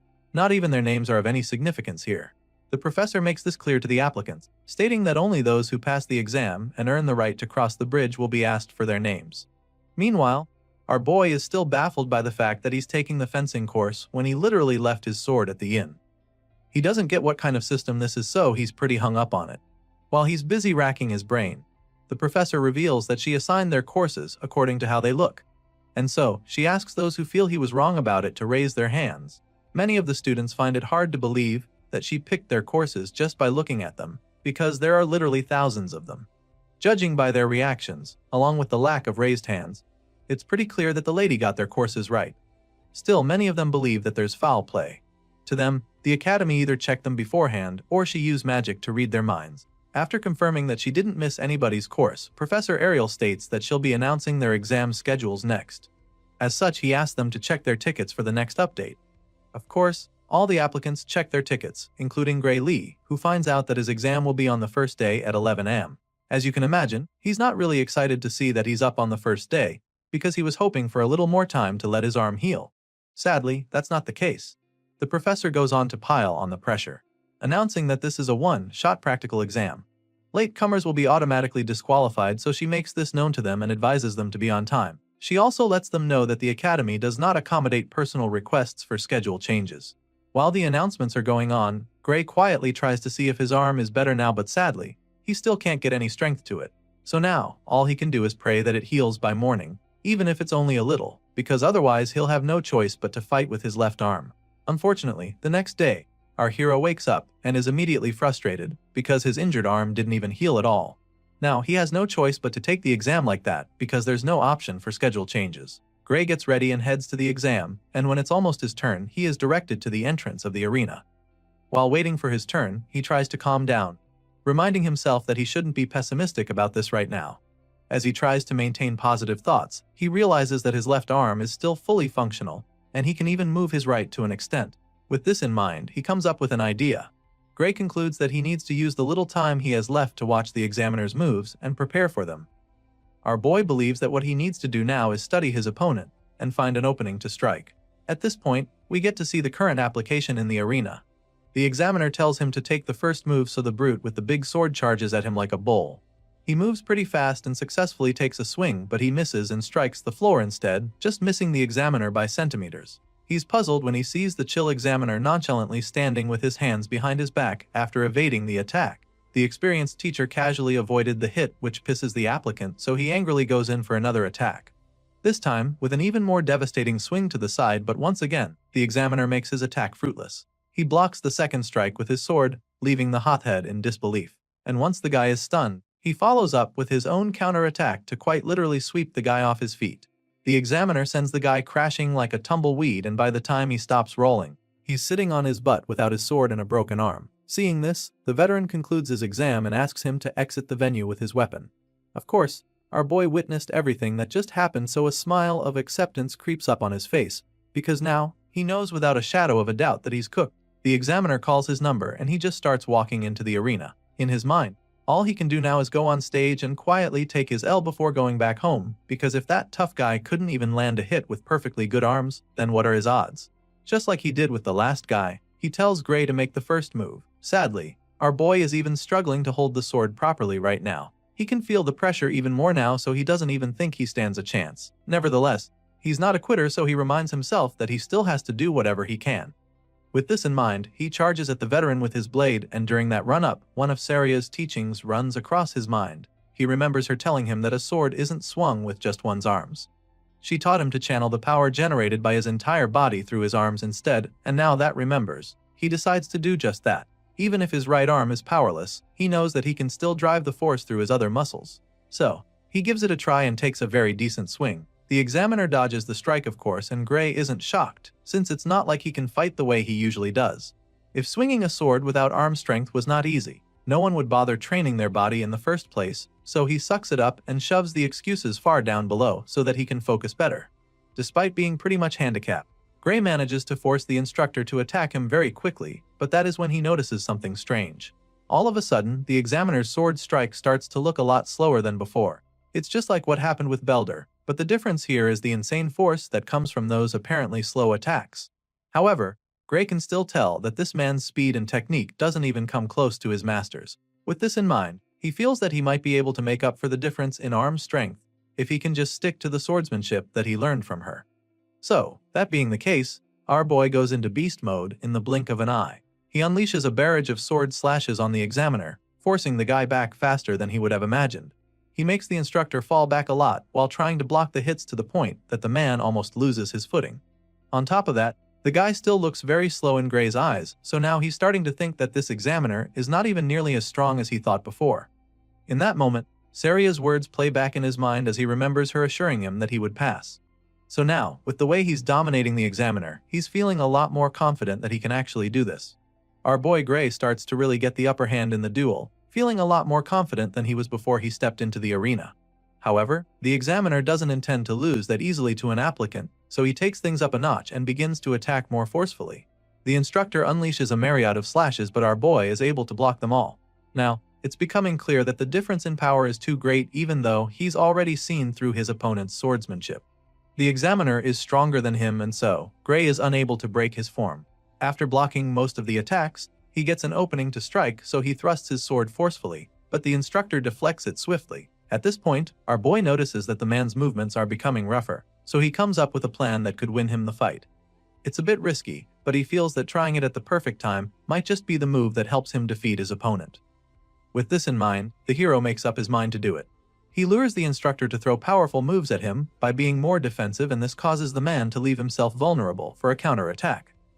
As soon as Gray sees this opening, a grin appears on his face because his plan worked. After all, in a fight like this, there's nothing more likely to expose an opening than a big predictable swing. With blistering speed, the hero goes in for the finishing blow, which makes the instructor lose his balance. The examiner struggles back in shock when Gray capitalizes on his mistake, and before he can recover from it, our boy launches another strike, determined to seal the deal. Now, the odds are in his favor despite being weaker and having less experience. No matter how great the difference in power is, he's convinced that he'll win if he can just get behind his opponent. Gray takes the bold swing to secure the win, but then a loud commanding voice orders him to stop. So, he halts his strike midway despite being pretty baffled. He looks up at the official, wondering if the match is over already because it seems a bit too early to stop now. Well, it turns out that the limit for the exam has been reached, and with the duel that was on display, the result will be a draw. Hearing this, our boy just stares at the official in shock. He was so close to winning, but he couldn't do it in time, so he sighs in defeat, feeling bad that he didn't make it. It's a crushing outcome for our boy who's trained so much to get to this point, but he knows that he can't protest or argue, because that would be pointless. So, he quietly makes his way out of the arena, believing that he's actually done his best. Of course, it's not so easy to accept a loss like this, especially when it determines his future. The fact that he couldn't even win the first examiner makes him feel that things will be pretty difficult for him. At the moment, his fate looks pretty bleak because his chances of getting into the academy this year are now 0 since he failed to beat his examiner. So, he decides to come back the following year to take the exam again since his arm would have healed by then. With this in mind, he simply thanks the examiners and the academy for even giving him the chance to apply. Fast forward to 1 week later, and it's time for the final round table meeting to decide the students that will be getting accepted into the finest institution in the world. The meeting is held in room 53, and once they're all seated, the chairman asks what they think of the candidates now that they've all completed the exam. The first examiner immediately admits that he's overwhelmed by how tough it is to pick out only a few students, while another one states that the current method of everyone observing together is rather inefficient. As such, he suggests that they divide the workload the following year. It sounds like a good idea at first, but then, another professor doesn't agree with him. The man insists that they can't afford to overlook a talent simply for the sake of making things easier for themselves. At this point, the oldest man in the meeting reminds them that he asked to hear their thoughts on the students and not their opinions on the examination system. That being said, he decides that they start with the swordsmanship course and asks his professors to let him know which of the candidates passed in this category. Well, according to their rules, those who beat the examiners passed automatically, and those who couldn't achieve that will be assessed based on the quality they showed and how they held out during the 15-minute time limit. One of the examiners explains this and then asks the swordsmanship course instructors what they think about it. All the matches were recorded so they're able to rewatch and analyze the performance of the candidates. Other than those who beat the examiner, candidates number 5, 217 and 753 stood out. The man suggests that they kept it at that because even if the others joined, they wouldn't be able to keep up in class. The second professor agrees with this decision and then asks if anyone has a contrary opinion. None of the examiners speaks up to say anything otherwise, so the chairman figures that they have confirmed the successful candidates for the swordsmanship course. But just when they're about to make the final verdict, one of the examiners asks what the room thinks about candidate number 513. It's none other than Professor Ariel, and judging by the look on her face, she is pretty interested in that candidate. The other examiners in the room seem pretty intrigued when she brings up Gray Lee. So, they dig out the recording of his match against his examiner, and they're amazed when they realize how good he is. It certainly looks like he was going to win the fight, which is a good thing, but they also feel that things are going to be difficult for him if he has to rely on setting up traps just to beat an examiner. They notice that his technique was good, but his strength was also clearly lacking, which doesn't help his case at all. The second guy isn't too impressed about that, and even claims that Gray was outmatched from the start until the end of the fight. After a couple of them give their opinions, the chairman asks for a conclusion, so they decide that Gray Lee is no good and shouldn't be accepted into the academy. The red-haired lady just scoffs up on hearing their conclusion because she can't believe that not a single one of them noticed what she saw even after watching the footage again. Apparently, everyone has decided to be this blind. Professor Ariel concludes that having everyone observe together is really a waste. The next day, all the aspirants return to the academy for the results, and our boy is one of them. He holds his ticket in hand, waiting for the examiners to announce the successful candidates for the swordsmanship course. At the moment, 6 candidates have passed, and as soon as this is announced, Gray becomes even more anxious. Candidate number 5 is called upon and his ticket goes up in flames immediately. Next, candidate number 217 is called, the number 432 and 6 of 15 along with numbers 753 and 925. As soon as their numbers are called, their tickets go up in flames as well, leaving all the others pretty amazed. Sadly, only those whose numbers were called will be attending the World Union Academy for the swordsmanship course, and when our boy hears this announcement, his heart sinks to his belly in a flash. He probably saw it coming after the way his exam went, but he's still dazed when it is actually confirmed that he wasn't selected.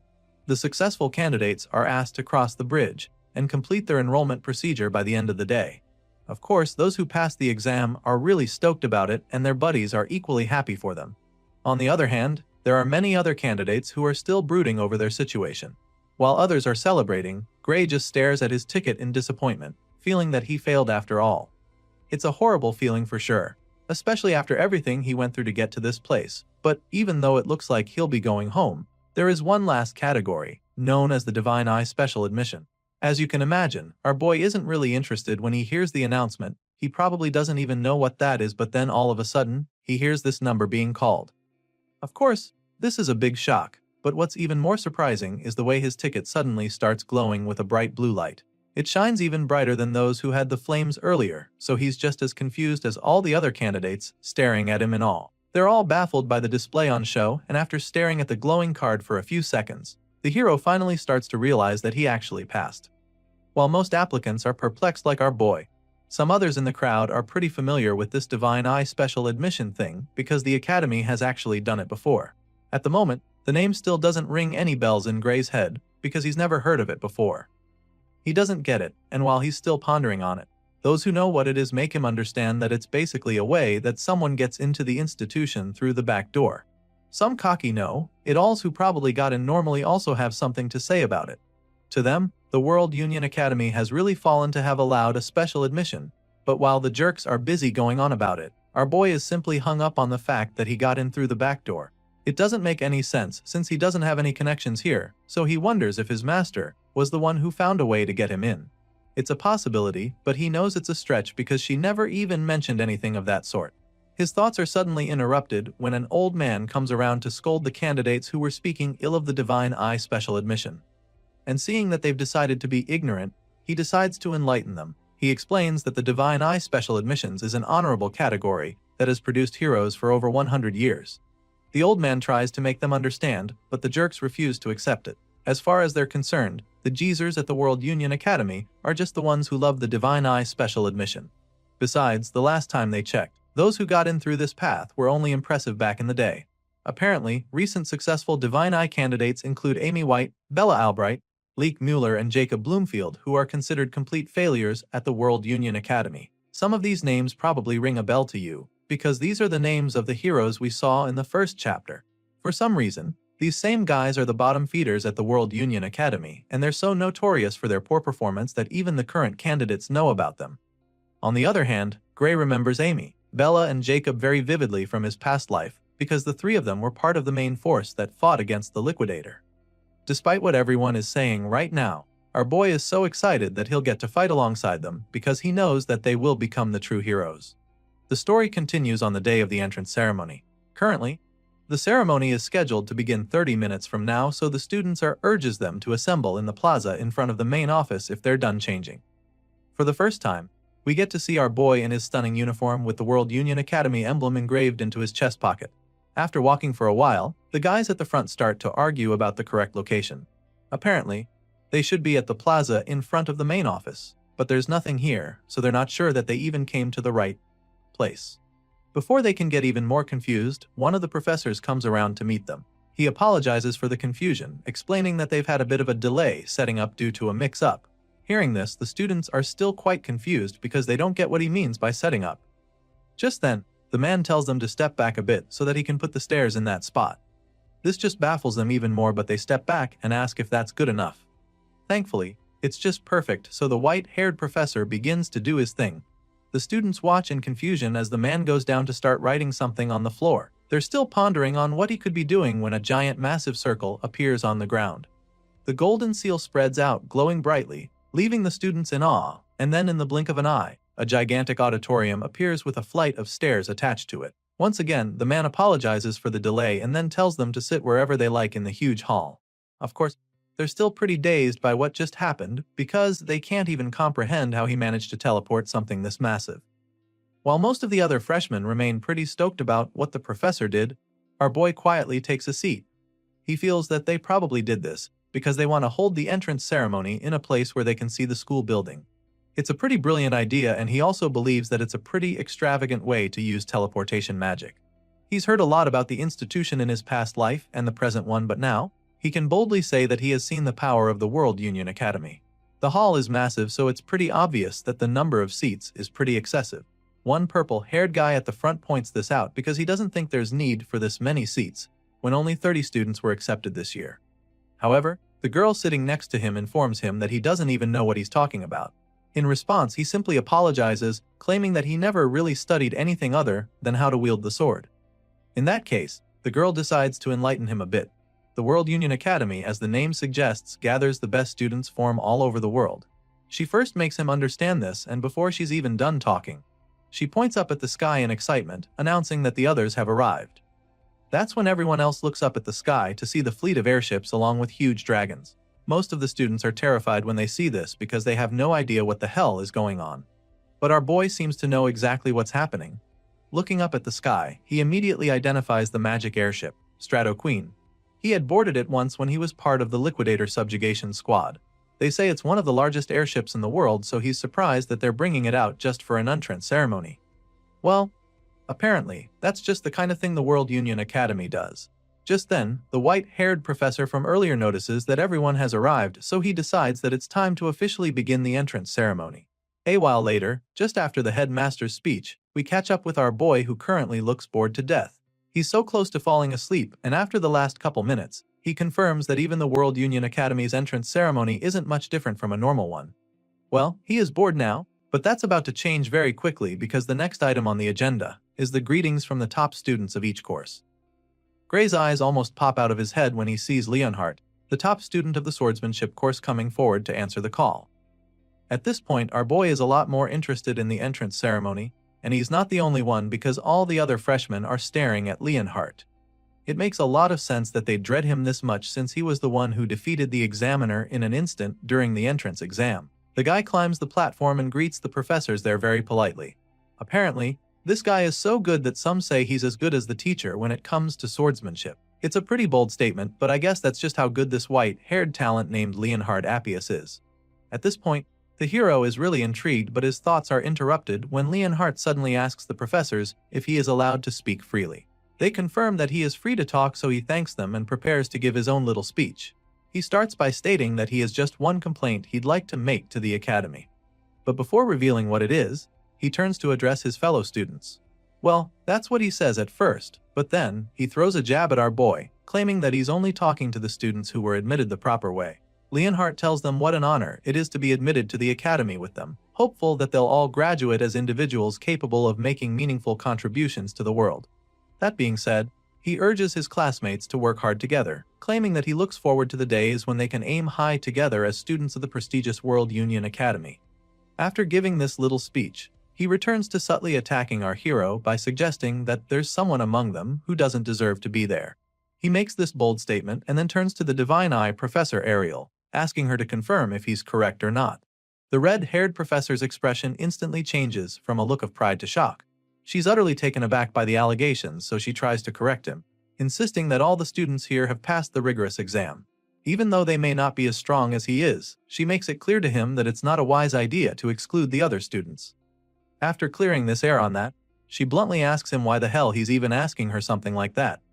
At this point, the persistent top student hits back at her, stating that he wasn't talking about those who have been admitted by passing their exams properly.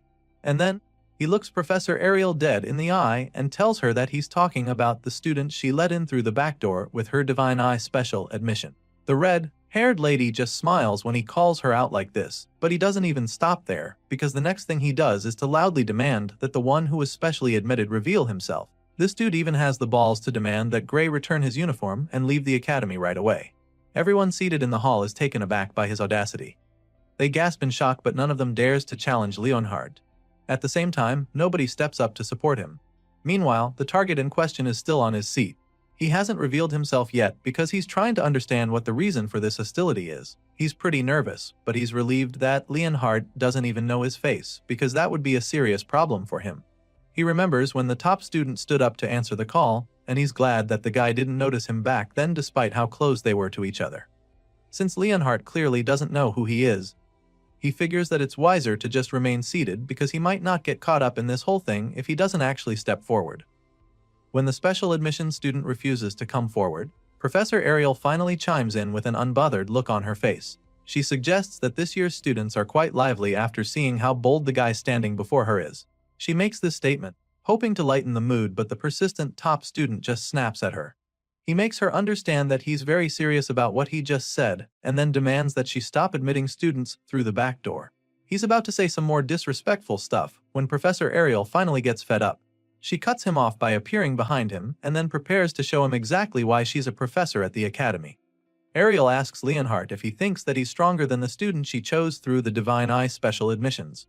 The question catches him off guard at first because he's not completely sure, but he's already made a lot of noise and backing off now would just make him look stupid, so he musters the courage to state that he is. He's furious that she'd even ask him a question like that and wonders if she thinks that he's not as strong as the mystery student.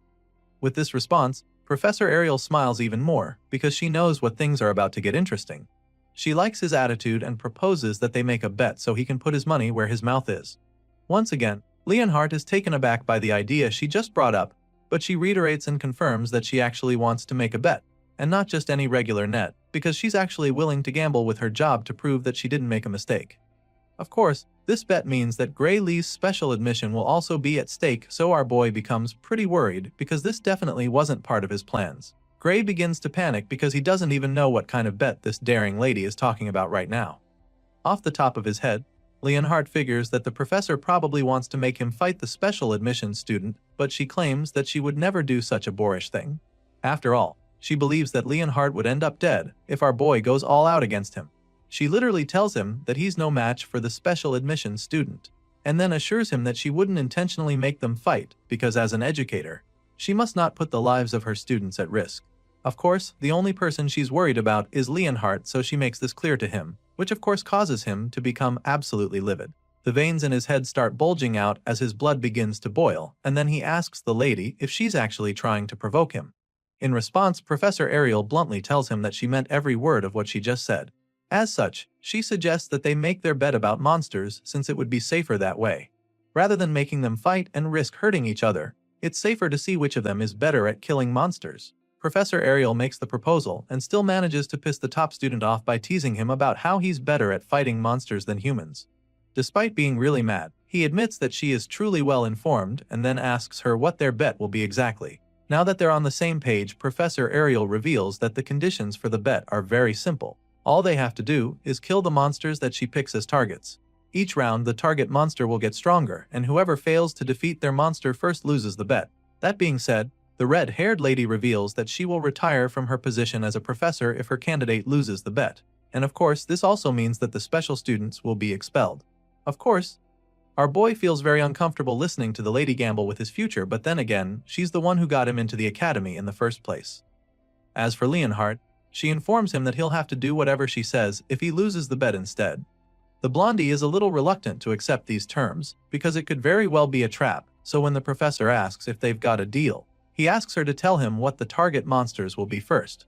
The guy assures her that he's confident he can handle any opponent, but also he's smart enough to try not to be caught up in some weird setup. The professor can't argue with that, so on the spot, she suggests that the first target would be an ogre general. She casually proposes it and then asks Leonhardt if that will be too easy for him, even though she knows that it won't be. Meanwhile, all the students around gasp in shock when they hear this because they also know how dangerous an ogre general is. At the same time, our boy starts to get a little suspicious because he doesn't get why she specifically chose that monster as the first target out of all the creatures she could have thought of. Apparently, the cocky top student also knows how formidable an ogre general is, so he immediately protests, feeling that it's unfair of her to choose it. After all, they only consider creatures that one can kill by themselves monsters, and as far as he knows, an ogre general can't be killed by one person. At this point, the professor assures him that she's not asking him to go kill the beast right away. She doesn't expect him to be strong enough for that, so she sets a time frame to be the entire year. In other words, she's giving him till the end of the year to kill a general ogre.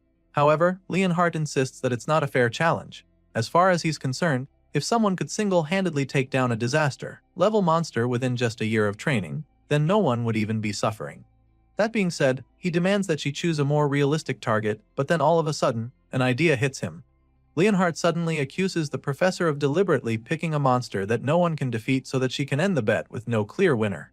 And so, he makes it clear to her that he will not agree to that. Hearing this, the lady just scoffs, feeling sorry for him. And that's when she adds one final condition, stating that Leonhardt will be declared the winner of the bet if it ends as a draw for any reason. The top student is stunned when she says this because he sure as hell didn't expect that twist. With the terms on the table now, if our boy fails to defeat the ogre general, Professor Ariel will automatically be fired and all special admission students will be expelled. Now, she's confident that there's no way Leonhardt will refuse her offer. The blondie stares at her with a confused look laced all over his face. He calls her crazy for even proposing something that could very much end badly for her. To him, it's like the outcome of this bet has already been decided, so the red-haired lady takes it that he no longer has any objections. Well, before going ahead with the bet, he wants to confirm that the ogre general will not be weakened in any way, and she assures him that the monster will be at full capacity. Once that's out of the way, he conjures up a contract for Leonhardt to sign if he doesn't have any problems with the details of the bet. The top student scans the page quickly and signs the paper to accept the deal. And then, the professor casually walks away like she's already won, so he asks her if she really thinks that her candidate can win. Well, I guess they'll all find out soon enough. As you can imagine, the rest of the professors are stunned by what they just witnessed. Some wonder what's gotten into Ariel, while others feel that she wants to use the bet as an excuse to retire. They think that this is most likely the case since everyone knows that she's well past her prime now. Meanwhile, our boy can't help but feel anxious now that the bet is official. He suddenly remembers when she set the time frame for the bet to be till the end of the year, which makes him realize that the whole contract was a done deal from the start. Apparently, the clever old lady had Leonhardt wrapped round her finger from the beginning. There was no way she was going to let him refuse. A while later, we see that our boy is about to take his first class on the basics of magic. The professor taking the class knows that some of them might be surprised to be receiving lectures on the first day, so he makes them understand that not a single day can be wasted as students of the academy. That being said, the professor begins the class by starting with the most basic of basics, which is how to utilize magic. He makes them understand that an invisible energy called ether lies within their bodies, which they can manipulate through the magic circuits in their bodies. Hearing this, Gray is relieved to know that he'll be able to keep up with the magic classes for now. Thanks to his time at the boot camp, he's already familiar with the basic concepts. Sadly, his peace of mind quickly vanishes when he realizes that he somehow ended up in the same class as Leonhardt. Now, all he can do is pray that the guy doesn't find out that he's a Divine Eyes special admission student. As the class goes on, our boy quickly gets distracted and the professor catches him instantly. He scolds Gray for being absent, minded only 5 minutes into the class, and this is pretty much where things are about to get tougher for our boy. Gray is shocked that the man could notice him being distracted with a single glance because he's seated so far back. Either way, he apologizes, hoping to move past this quickly and not draw any more attention to himself, but the professor has other plans for him. The man is so pissed that he calls Gray to come down and demonstrate the basics of magic to the class since he's so confident. Desperate to get out of this, He reminds the man that they're in the swordsmanship course and don't really need to be able to use magic. Regardless, the man insists that those with the sword still need to know the basics of magic to coordinate with a mage. The way the man is talking right now reminds him of his time at the boot camp, so he suddenly starts to wonder if they're going to practice the same spell as back then. So, he asks the man if the spell he has in mind is the ether bullet, and this intrigues the professor because he didn't think the freshman would know about that. Thankfully, our boy can also use this spell, so he confidently reveals this when the man asks. His time at the hellish boot camp wasn't a waste after all. Sadly, the professor suddenly gets the bright idea to demonstrate the spell to the class using a match. And guess who he matches up against our boy? That's right, Leonhardt, the last person Gray was praying to cross paths with. The top student has no idea who our boy is right now, so he underestimates him a lot and suggests that it would be unfair to fight him since he's been trained in swordsmanship and magic before even starting school. However, the professor insists that there's no risk of anyone dying since they're only going to be using the ether bullet spell. Clearly, there's no getting out of this one, but at least Leon doesn't know that he is Ariel's special student. Well, not for long, because out of the blue, the old geezer decides to announce that Gray is the Divine Eyes Special Admission Student of the Year. As you can imagine, everyone in the class is stunned by the news, except Leon, who's just boiling with rage. What's worse is that the teacher didn't just spill all of this by accident. The cruel man knew how Leon would react, so he spilled the tea since he already doesn't like Gray. Now that the top student knows who his opponent is, he decides to take the match a lot more seriously, under the guise of wanting to properly show our boy the ropes. With a murderous glint in his eyes, he calls Gray to come right down to the front of the class for their match-up. At this point, our boy just laughs nervously, because his cover has been completely blown. Soon, the two young men are standing across from each other while the professor gives them instructions. At the moment, our boy is pretty worried because he's almost certain that he won't come out of this unscathed, especially when he only spent a few days learning magic at the boot camp. The match begins shortly and of course, Leon is the first to attack, determined to show the difference in their strength. He launches a decent ether bullet at Gray in a flash, and our boy is forced to do the same, but he's immediately blown away by the massive attack he unleashes. The two boys are astounded by the huge ether bullet that Gray shoots out with ease. Compared to our boy's blast, Leon's strike looks like a punt pebble, so the top student immediately loses all his confidence, screaming in horror as the magic ball of death speeds toward him. Luckily, the professor intervenes just in the nick of time and uses his own magic to stop Gray's ether bullet, saving Leon's life in the process. The man sighs in relief as he watches his shield stop the attack, but then all of a sudden, Gray's ether bullet shatters the barrier and causes a huge explosion in the classroom. The blast sends Leon flying, so the professor rushes to check on him even before the dust clears. The top student is literally shaking like a leaf right now, but he assures the teacher that he's fine. Thankfully, he's not hurt, but now, our boy might be in some trouble. If the barrier hadn't dampened the impact, Gray's ether bullet could have killed Leon, which is actually a big deal. Apparently, even among the professors at the academy, no one can cast an ether bullet that strong, so now, the man is very curious about this young man named Gray. He calls out to the hero, sternly asking him what the hell he just did, but right now, our boy is still trying to figure out the same thing. Thinking back to the exchange, he can't believe that they even used the same spell because Leon's ether bullet was so feeble compared to his. It makes him wonder if the ether bullet taught to those in the subjugation squad is different from what they teach at the academy. With this in mind, he curiously asks the professor if he accidentally used the wrong spell by any chance, but the man assures him that it was definitely an ether bullet. However, he makes Gray understand that the quality of his own was very different and informs him that it was by no means normal ether, but actually super, compressed ether. As you can imagine, our boy hasn't ever heard of that before, so he expresses his confusion. The man confesses that it's a power that even the professors have trouble producing. So it's mind-boggling that Gray managed to produce and reform it into a spell in a split moment. The professor goes ahead to state that there isn't a single person in the academy who can replicate what Gray just did. Just like the professor, the students are still blown away by the power they just witnessed. Whispers fill the hall as they all talk about how incredible the whole thing is. Some even feel that Gray should have been enrolled in the magic course from the start instead of specially admitting him. Despite everything the professor just explained, our boy can't help but feel that something is wrong somewhere. All the spells learned by the subjugation squad at the boot camp look just like what he unleashed a few moments ago. From what he can remember, he was even one of the ones lacking an aptitude for it, so to him, this is like the basics. And it makes him wonder if the professor is pulling his leg because he feels that anyone should be able to pull off something like that with proper practice. Hearing this, the man just starts laughing, which catches our boy off guard. He's so confused, but the professor just laughs even harder, like a maniac. He eventually stops laughing and then strangely asks our boy to consider transferring to the magic course. The old man is convinced that the kid is more talented at magic than swordsmanship, so he even offers to vouch for him if he agrees to transfer. Unfortunately, Gray immediately dashes his hopes by politely declining the offer. Our boy claims that he'll have to pass on it because he was told that he's not very good at magic. Of course, this response sounds like absolute crazy talk to the professor, especially after what he just witnessed with his naked eyes. He doesn't even get how Gray can sag something like that when he understands the ether compression technique well enough to produce super compressed ether at such a young age.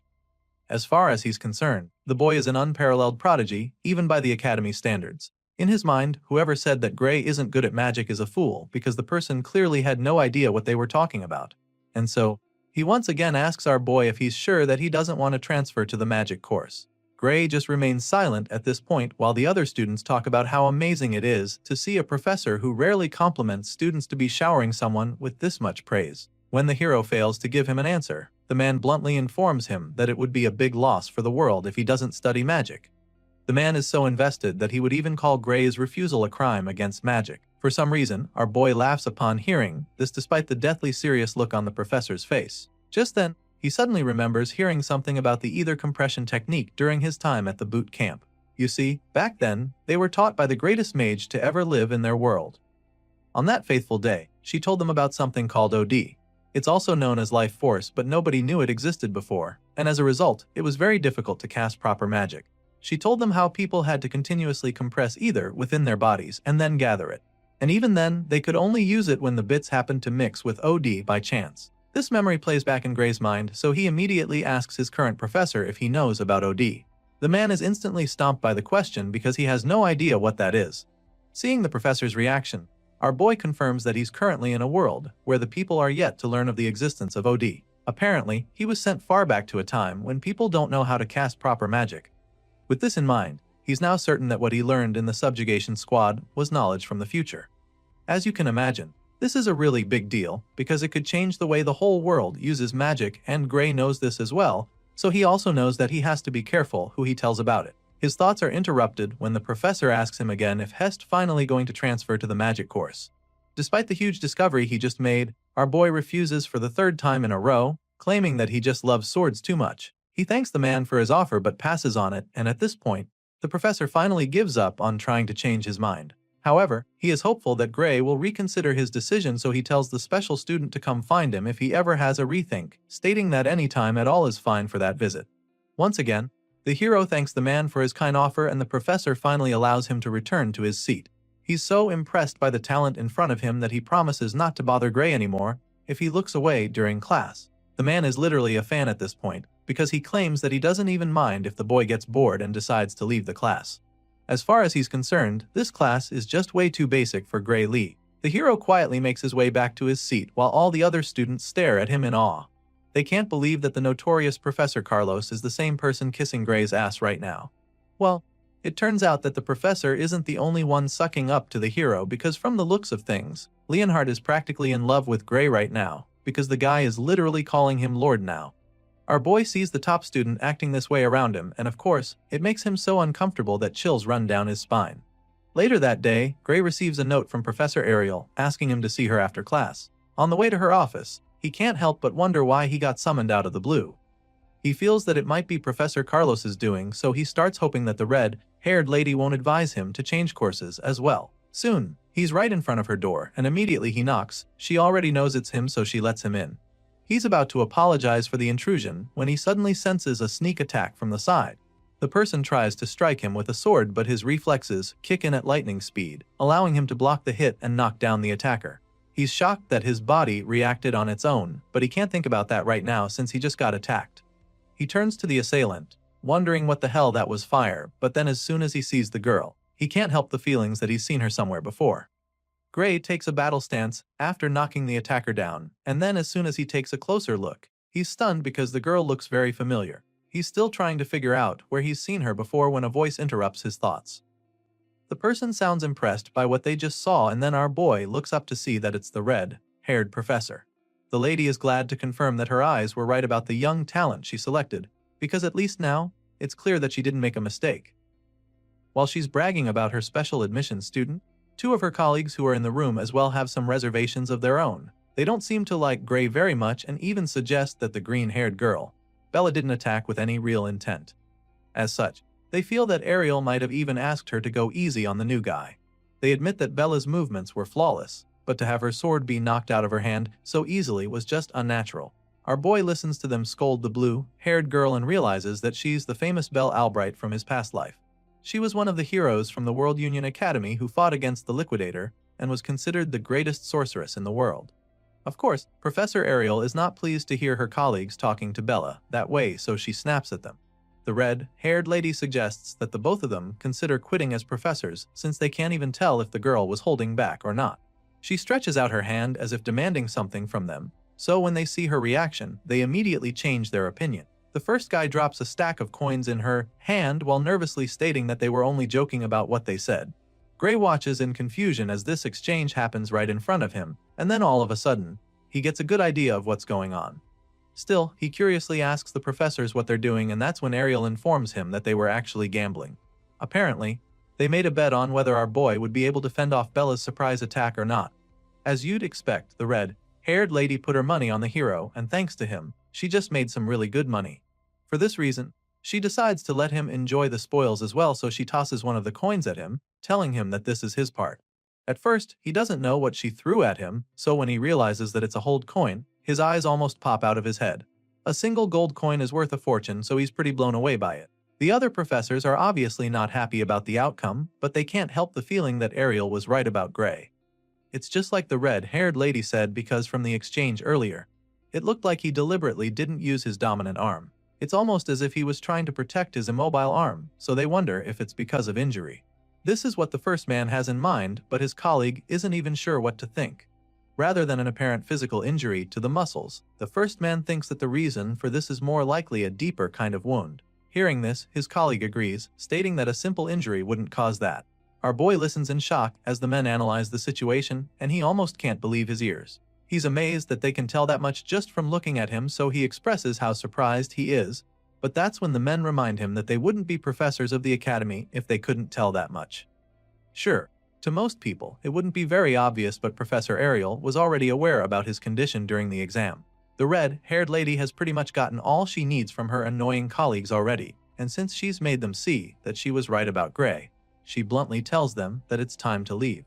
She can see them as they're suddenly interested in the kid, so she reminds them he's her student and makes it very clear to them that she's not going to give him up. However, the other professors don't make it too obvious that they want Gray, so they insist that they're only going to admit that he has potential for now. That being said, they inform the hero that he will fail to meet the Academy's admission standards if his wound doesn't heal in time. The two men tell Gray to keep this in mind before finally leaving the office. As you can imagine, our boy is a little threatened by what they said, because he doesn't even know when his injured arm will heal. But Professor Ariel notices him getting all anxious, so she helps him take his mind off it. Now that nuisances are gone, she suggests that they start talking about magic, which can only mean that she's heard about his incredible display in class. Our hero takes a seat along with Professor Ariel and Bella Albright so they can have the seemingly important talk. The redhead reveals that she heard about him using super compressed ether in Professor Carlos's class. He's not too surprised that she already knew, but it's still pretty intriguing. In response, the experienced professor reveals that Carlos came to her office earlier and even asked that she hand Gray over to the magic course without consulting him. Of course, Ariel didn't do that, which is why they're even sitting here having the conversation right now. She declined Carlos's request because as far as she's concerned, Gray is more suited to wield the sword than magic. The hero is pretty shocked when she says this because he literally uses magic that nobody in this world knows how to use. But for some reason, Professor Ariel doesn't think that he looks like he's good at magic compression. To her, he doesn't even show signs of having practiced it before. At this point, Gray realizes that he's dealing with a professor that's truly on another level from the others. It turns out that her divine eye is at it again, and she managed to see right through the facade that Carlos couldn't. All she needs to do is look at him to get the truth, so he realizes that it would be best for him not to lie to her.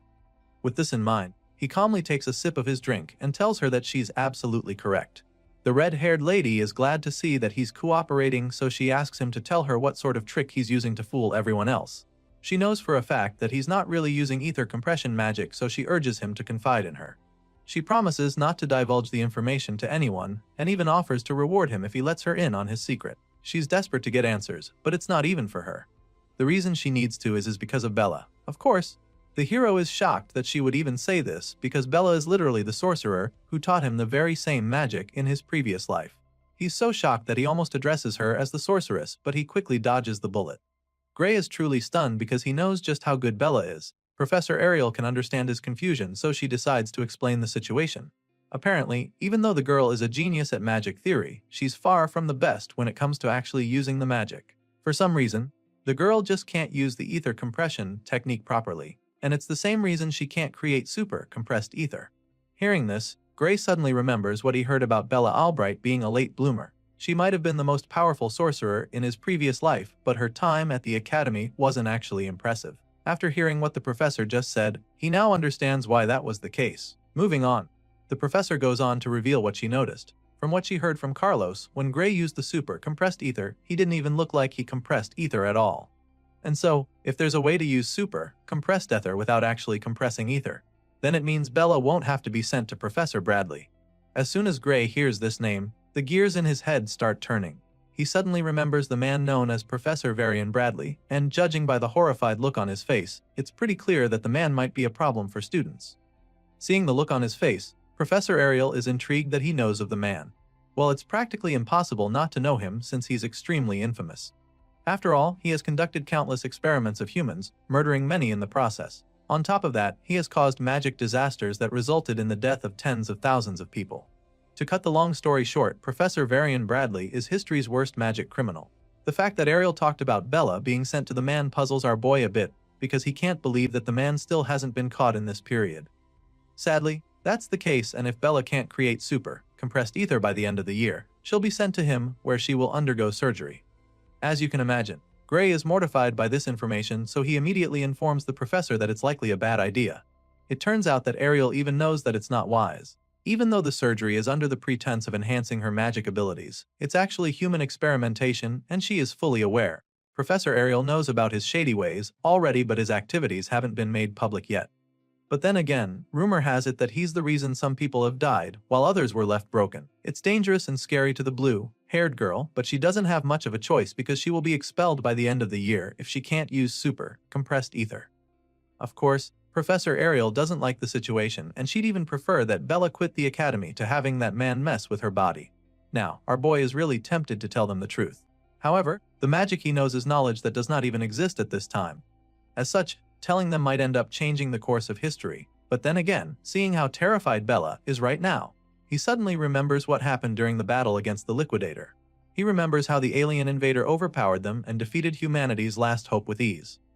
With this in mind, he immediately decides to help the blue-haired girl, because as far as he's concerned, that hellhole people call the future is much better off changed. Gray makes up his mind and promises to teach her how to use super compressed ether. The scene shifts, and the next thing we see is that our boy is already training Bella in the arena. He quickly concludes his lecture with her, admitting that he just gave her all the knowledge he has about magic. Just as they agreed, he reminds them not to tell anyone that he taught her this. Of course, Ariel intends to honor her word, so she even creates a signed magic contract, which states that they would literally die if they break the deal. Now that they've gotten that out of the way, he asks them what they think about what he just taught Bella. In response, the red-haired professor reveals that just learning about OD alone blew her mind. However, the knowledge of magic he revealed is beyond that. As for Bella, she thinks that it's brief yet well organized. His lecture was pretty good for her, to the point that she felt like she was listening to a magic class from hundreds of years into the future. In other words, just hearing Gray's explanation has definitely advanced the history of magic by 100 years. Of course, our boy doesn't tell her that he just remixed the lecture she gave him 10 years from now. The red-haired lady admits that she couldn't even judge properly, so she's not even sure what Gray said is true. In response, Bella suggests that there's a good chance the theory is correct. After all, nothing he said contradicts the current theory of magic. But then again, the quickest way to find out is to test it. So, she writes down a spell and shows it to him, feeling that it should work if everything he said is true. She proceeds to demonstrate what she believes is her full strength according to that theory. But this leaves our boy pretty anxious, because the last time he checked, Bella's full strength is said to be capable of burning down an entire city.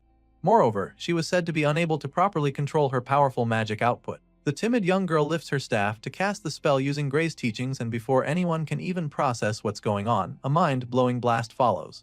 Our boy tries to stop her from using her power, but she unleashes the terrifying blast of flames in the blink of an eye. They all take cover to protect themselves from the explosion, but then Gray looks up and discovers something really strange. He looks up at the overwhelming power and sees the flames suddenly flowing back to her staff. At this point, our boy realizes that she just saved his life, because if she hadn't taken control of the power run that split second, then he'd probably have been toast. All the flames from the devastating inferno go right back to her staff, and the blue-haired girl instantly expresses her excitement. She's so proud of herself for successfully controlling her power, and once she's feeling pretty confident, she uses the flames to conjure a massive dragon. For the first time since entering the academy, Bella Albright can finally enjoy using magic, but the final is short-lived because she suddenly runs out of ether. She starts feeling really dizzy and collapses instantly. Bella falls face flat on the floor, so Gray rushes to check on her. He calls out to her, trying to wake her up, but Professor Ariel tells him to just let her rest, explaining that she fell asleep because she ran out of ether. Hearing this, our boy is a lot more relaxed, so he just smiles at Bella, feeling pretty proud. Her spell is still active even after she passed out, so the professor takes some time to admire her magic. To her, it was a really marvelous sight, and she's really impressed that Bella managed to put together magic on that scale in such a short amount of time. But just then, the half-conscious girl mumbles something about how Gray's theory is what's truly amazing. If only she knew it was her own theory. Now that she can easily create super compressed ether, she no longer needs the surgery, so Ariel can't wait to tell Bradley that they won't be needing his services anymore. The red-haired professor is glad that Bella no longer needs the surgery, but she's even more grateful that the girl didn't lose her magic control. When she says this, our boy is pretty intrigued, so he asks the lady what she's talking about. At this point, Ariel explains that Bradley's surgery comes at the expense of control, even though it increases one's magical output. Even though the details of how it works are a secret, Ariel knows for sure that the surgery forcibly breaks one's limiter. This information is quite new to our boy, but it also makes a lot of sense because in his previous life, he remembers that Bella couldn't control her magic. Well, thanks to Gray, Bella doesn't have to go through that anymore, since she can now create super compressed ether. Since he's done his part, Ariel states that she will now fulfill her own part of the contact. First of all, she would like to help fix his arm, and she has a special type of magic she wants to use on it. Of course, our boy is stunned to hear this, but he doesn't refuse, so he lets her do her thing. The professor releases a surge of magic into his right hand, and the magic fills the air, leaving our boy speechless. He watches in awe as she attempts to heal his hand, and by the time she's done, she asks him how he feels. The moment of truth arrives as Gray tries to move his fingers. Sure enough, he's able to control his hand, so he's truly astounded. He thanks the professor for what she just did, revealing that a magical healing potion could cure him. To this, the lady just scoffs and then tells him to never compare her nerve-restoring magic to his average magic potions. She trusts her skills, but she's also curious to know if his hand moves the way it did before, so she tells him to try swinging a sword. Our boy is more than happy to try this out because it's been ages since he held a sword with his dominant arm. He takes the first swing and is a little surprised by the outcome, so he tries a couple more slashes and he remains speechless. At this point, he informs the professor that his hand doesn't move as well as it used to. He explains this to Ariel, but she's not even surprised. She actually suspected that she might have repaired his nerves, but she also knows that her magic cannot heal the wounds in his soul. Gray is a little taken aback when she starts talking about his soul, so she assures him that he heard right. Today's magic knowledge hasn't proven the existence of one's soul yet, but she believes that it does. After all, she can see it with her divine eye, and even now, from what she can see, Gray's soul is slowly healing. She assures him that it will heal naturally as long as he doesn't overexert himself. He's not sure how to achieve this, so he asks the professor if this means that he should refrain from practicing with swords. Thankfully, that's not the case. Ariel assures him that it's fine for him to exercise as he normally would, but at the moment, she's even more concerned in finding out what kind of swordsmanship could harm one's soul this much. Hearing this, the hero just laughs nervously, hoping that she doesn't start asking too many questions. Apparently, Ariel is aware of someone who uses a swordsmanship that uses one's soul to move the sword, but Gray doesn't know who she's talking about, so she reveals that it's Amy White. She figures that our boy might know Amy, but he's just stunned because he doesn't get why she's talking about the Sword Saint. In the present timeline, he shouldn't even know Amy. The professor notices the confusion on his face, so she realizes that she might be wrong. Her guess was wrong, but in her defense, the way Gray wields the sword gave her the impression that he learned it from Amy. But on second thought, she admits that he is slightly different. As such, she figures that the person he trained under might be a bit more skilled than Amy. However, she's confident that the girl will be just as skilled as Gray's master in a few years. After listening to the professor's multiple theories, our boy is just blown away that she managed to think that far in such a short time. Either way, he finally reveals that he learned swordsmanship at a dojo in his hometown. Still, he knows that he needs to change the topic now because if he lets the conversation continue, he might end up spilling everything. With this in mind, he asks her if it's even possible for someone's soul to be damaged because of swordsmanship. In response, the professor explains that ordinary swordsmanship cannot do this. To begin with, she doesn't believe that something ordinary can defeat an ogre general with just one slash, not to mention cutting down surrounding ogres. Apparently, Professor Ariel already knew of his feat, and this explains a lot. She somehow found out about his past, and so now, she's already won the bet she made earlier. She reveals that she was shown some of the remains left at the scene. She found the sight magnificent because even the most sophisticated cleaving magic couldn't have done that. That being said, Professor Ariel reveals that she knows about the mysterious power within him, and then asks him if he used it. The jig is up at this point, but he's curious as to whether she can see the power with her eye, and she confirms this, revealing that she can even see the power leaking through the chain door. The response sends chills down Gray's spine as the memory of that ominous door flashes across his mind. It's not something someone can just guess, so now, he's certain that the red-haired lady can actually see it. It's not a new thing for her though, because she's seen power like this before, but it's not exactly the same despite having a similar vibe. Our boy is taken aback by this because he didn't think there were people with similar power to him. At this point, Professor Ariel reveals that they do exist, but she also admits that she's not sure they are human, from what she's heard. The one she's talking about is the Liquidator, and the moment she reveals this, the hero's eyes widen in horror because he has no idea why that name is being mentioned in